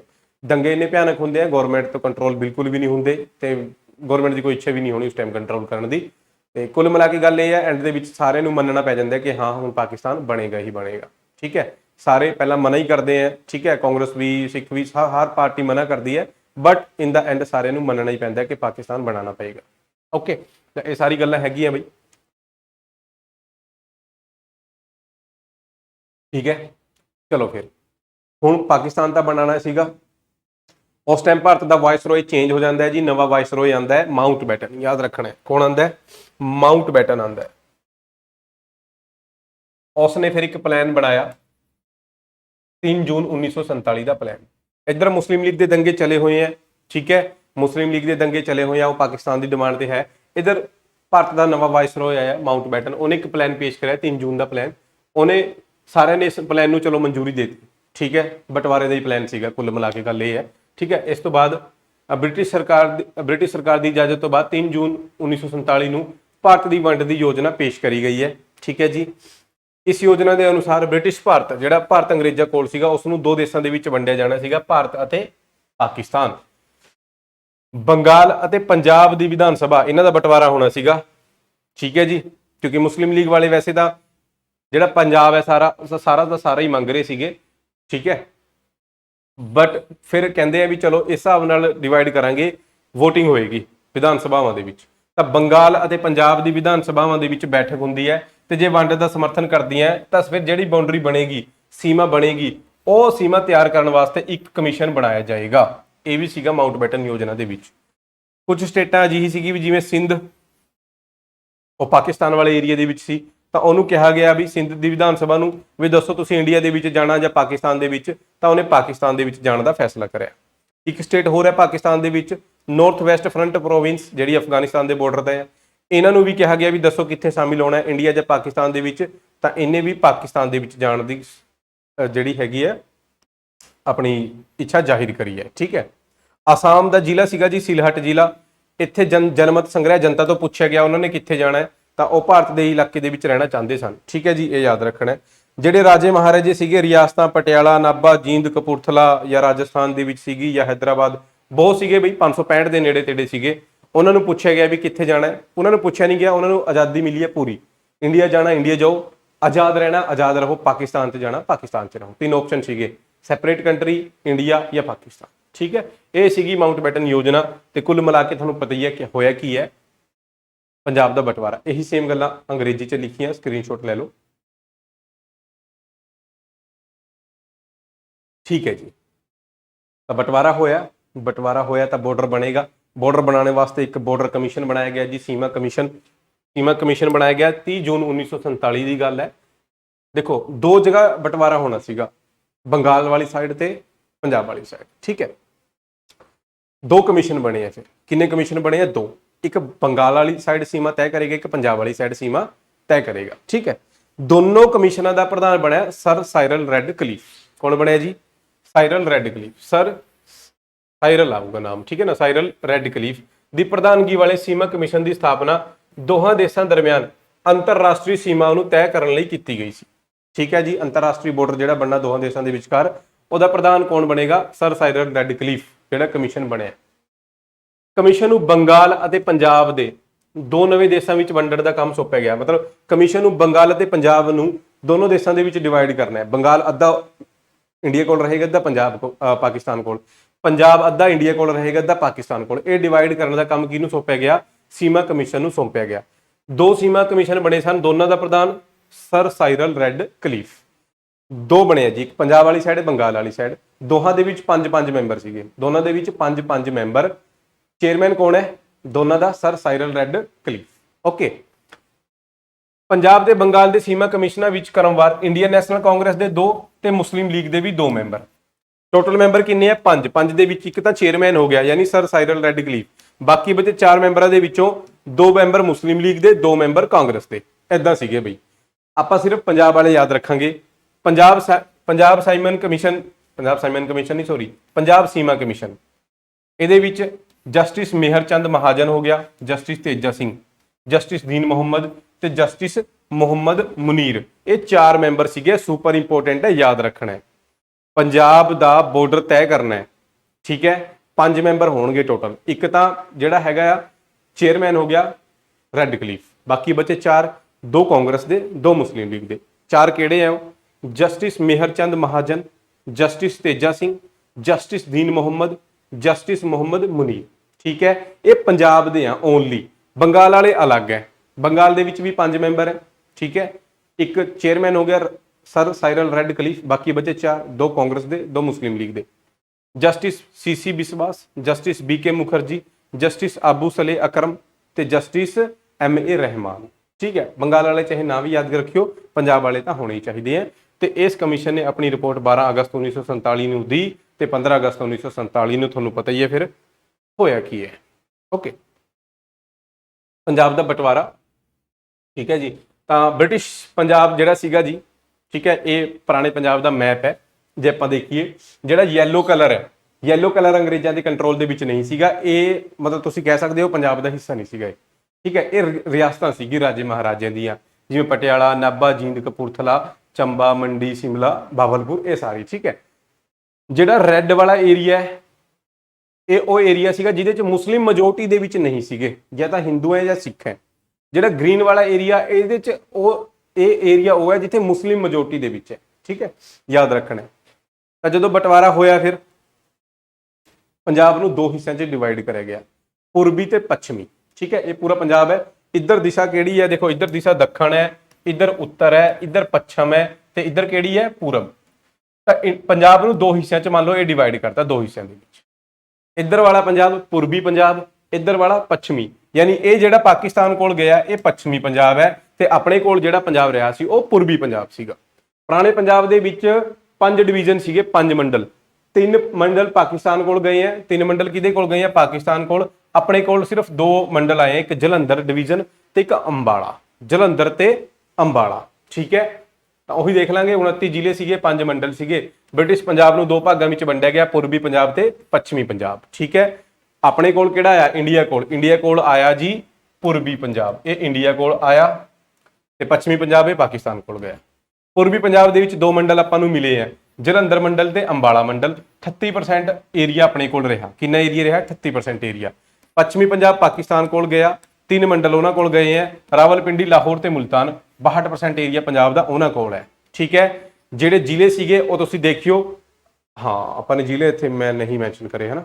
ਓਕੇ, ਚਲੋ ਕੋਈ ਗੱਲ ਨਹੀਂ, ਠੀਕ ਹੈ, ਕਿਸੇ ਹੋਰ ਕਲਾਸ 'ਚ ਕਰ ਲਾਂਗੇ ਕਿਹੜਾ ਜ਼ਿਲ੍ਹਾ ਆਪਣੇ ਕੋਲ ਰਿਹਾ ਕਿਹੜਾ ਨਹੀਂ ਰਿਹਾ। ਠੀਕ ਹੈ, 2 ਮੰਡਲ ਆਪਣੇ ਕੋਲ ਰਹੇ ਜਲੰਧਰ ਤੇ ਅੰਬਾਲਾ। ਤਾਂ ਇਹ ਜਲੰਧਰ ਅੰਬਾਲਾ ਦੇ ਵਿੱਚ ਜਿਹੜਾ ਰੋਹਤਕ ਹੋ ਗਿਆ, ਹਿਸਾਰ, ਕਰਨਾਲ, ਅੰਬਾਲਾ, ਲੁਧਿਆਣਾ, ਫਿਰੋਜ਼ਪੁਰ, ਹਨਾ, ਕਾਂਗੜਾ, ਇਹ ਸਾਰੇ ਆਪਣੇ ਕੋਲ ਸੀਗੇ। ਠੀਕ ਹੈ, ਤੇ ਉਹਨਾਂ ਕੋਲ ਬਾਕੀ ਜਿਹੜੇ ਮੁਸਲਿਮ ਨਾਮ ਹੈ, ਮਤਲਬ ਜਿਹੜੇ ਪਾਕਿਸਤਾਨ ਦੇ ਨਾਮ ਹੈਗੇ ਆ, ਜਿਵੇਂ ਡੇਰਾ ਗਾਜੀ ਖਾਨ, ਮੁਲਤਾਨ, ਮੋਂਟਗੋਮਰੀ, ਲਾਹੌਰ, ਸ਼ੇਖਪੁਰਾ, ਲੈਲਪੁਰ, ਗੁਜਰਾਂਵਾਲਾ, ਸਿਆਲਕੋਟ, ਗੁਜਰਾਤ, ਜੇਲਮ, ਰਾਵਲਪਿੰਡੀ, ਅਟੋਕ, ਮੀਆਂਵਾਲੀ, ਸਾਹਪੁਰ, ਹਨਾ, ਇਹ ਸਾਰੇ ਉਹਨਾਂ ਕੋਲ ਰਹੇ ਆ। ਕੁਝ ਇਲਾਕੇ ਸੀਗੇ ਜਿਵੇਂ ਗੁਰਦਾਸਪੁਰ, ਉਹਦੇ ਵਿੱਚ ਤਹਿਸੀਲਾਂ ਵੰਡੀ ਗਈਆਂ, ਅੰਮ੍ਰਿਤਸਰ ਦੀ ਵੀ ਤਹਿਸੀਲ ਵੰਡੀ ਗਈ ਹੈ। ਕੁਝ ਏਰੀਆ ਉਹਨਾਂ ਕੋਲ ਰਿਹਾ, ਕੁਝ ਏਰੀਆ ਆਪਣੇ ਕੋਲ ਆਇਆ। ਠੀਕ ਹੈ, ਇਹ ਥੋੜਾ ਡਿਸਪਿਊਟ ਇੱਥੇ ਹੋਇਆ ਸੀਗਾ। ਤਾਂ ਕੁੱਲ ਮਿਲਾ ਕੇ ਗੱਲ ਇਹ ਆ ਵੀ ਇਹ ਸਾਰਾ ਬਟਵਾਰਾ ਹੋ ਗਿਆ। ਓਕੇ, ਠੀਕ ਹੈ, ਤੇ ਇੱਥੇ ਆਪਣਾ ਇਹ ਜਿਹੜੀ ਫਰੀडम ਸਟਰਗਲ ਹੈ ਇਹ ਖਤਮ ਹੁੰਦੀ ਹੈ। ਤੇ ਇਸ ਤੋਂ ਬਾਅਦ ਮਤਲਬ ਇਹ ਉਹੀ ਬੜਾ ਖੋਖਾ ਹੈ ਮੈਪ। ਠੀਕ ਹੈ, ਦੇਖ ਸਕਦੇ ਹੋ ਤੁਸੀਂ। ਬਾਕੀ ਫਿਰ ਆਪਾਂ ਹੁਣ ਦੇਖੋ ਬਟਵਾਰੇ ਤੋਂ ਬਾਅਦ ਕੀ ਹੋਇਆ ਆਪਣੇ ਪੰਜਾਬ ਦੇ ਵਿੱਚ। ਭਾਵੇਂ ਤੁਸੀਂ ਇਹਨੂੰ ਹਿਸਟਰੀ 'ਚ ਪੜ੍ਹ ਲਓ, ਭਾਵੇਂ ਪੋਲਿਟੀ ਬੋਲੋ, ਗੱਲ ਉਹੀ ਹੈ। ਹਿਸਟਰੀ ਪੋਲਿਟੀ ਸੇਮ ਹੀ ਹੈ। ਠੀਕ ਹੈ, ਤਾਂ ਆਪਾਂ ਪੋਲਿਟੀ ਕਹਿ ਕੇ ਸ਼ੁਰੂ ਕਰ ਲਾਂਗੇ, ਕੋਈ ਚੱਕਰ ਨਹੀਂ, ਭਾਵੇਂ ਤੁਸੀਂ ਹਿਸਟਰੀ ਕਹਿ ਕੇ ਸ਼ੁਰੂ ਕਰ ਲਿਓ। ਹੁਣ ਆਪਾਂ ਦੇਖਾਂਗੇ 1947 ਤੋਂ ਲੈ ਕੇ ਲਗਭਗ ਵੀ 1966 ਤੱਕ ਪਹਿਲਾਂ ਆਪਾਂ ਪੜਾਂਗੇ। 1946 ਤੋਂ ਲੈ ਕੇ 47 ਤੋਂ ਲੈ ਕੇ 1966 ਤੱਕ ਨੈਕਸਟ ਕਲਾਸ ਦੇ ਵਿੱਚ। 1947 ਤੋਂ ਬਟਵਾਰੇ ਤੋਂ ਬਾਅਦ 1966 ਤੱਕ ਜਿਹੜਾ ਮਾਡਰਨ ਪੰਜਾਬ ਬਣਿਆ ਨਾ, ਉਸ ਟਾਈਮ ਤੱਕ ਦੇ ਪੜਾਂਗੇ ਆਪਾਂ। ਫਿਰ 1966 ਤੋਂ ਬਾਅਦ ਹੁਣ ਤੱਕ ਕੀ ਹੋਇਆ, ਕੁਝ ਘਟਨਾਵਾਂ ਮੇਨ ਉਹ ਪੜ ਲਾਂਗੇ। ਬਾਕੀ ਸਾਰਾ ਕੁਝ ਓਕੇ ਹੈ। ਠੀਕ ਹੈ, ਤੇ ਆਪਣਾ ਫਿਰ ਇਹ ਸਾਰਾ ਕਵਰ ਹੋ ਜਾਏਗਾ। ਠੀਕ ਹੈ ਜੀ, ਬਾਕੀ ਚੈਨਲ ਨੂੰ ਸਬਸਕ੍ਰਾਈਬ ਜ਼ਰੂਰ ਕਰਨਾ ਹੈ, ਆਪਣੇ ਫਰੈਂਡਸ ਦੇ ਨਾਲ ਵੀਡੀਓ ਨੂੰ ਸ਼ੇਅਰ ਕਰਨੀ ਹੈ, ਤੇ ਕਮੈਂਟ ਕਰਕੇ ਇਹ ਦੱਸਣਾ ਹੈ ਕਿ ਕਿਹੋ ਜਿਹੀ ਲੱਗ ਰਹੀ ਹੈ ਵੀਡੀਓ। ਠੀਕ ਹੈ ਨਾ। ਓਕੇ ਜੀ, ਥੈਂਕ ਯੂ। ਮਿਲਦੇ ਹਾਂ ਮੈਂ ਤੁਹਾਨੂੰ ਕਿਸੇ ਨੈਕਸਟ ਕਲਾਸ ਦੇ ਵਿੱਚ।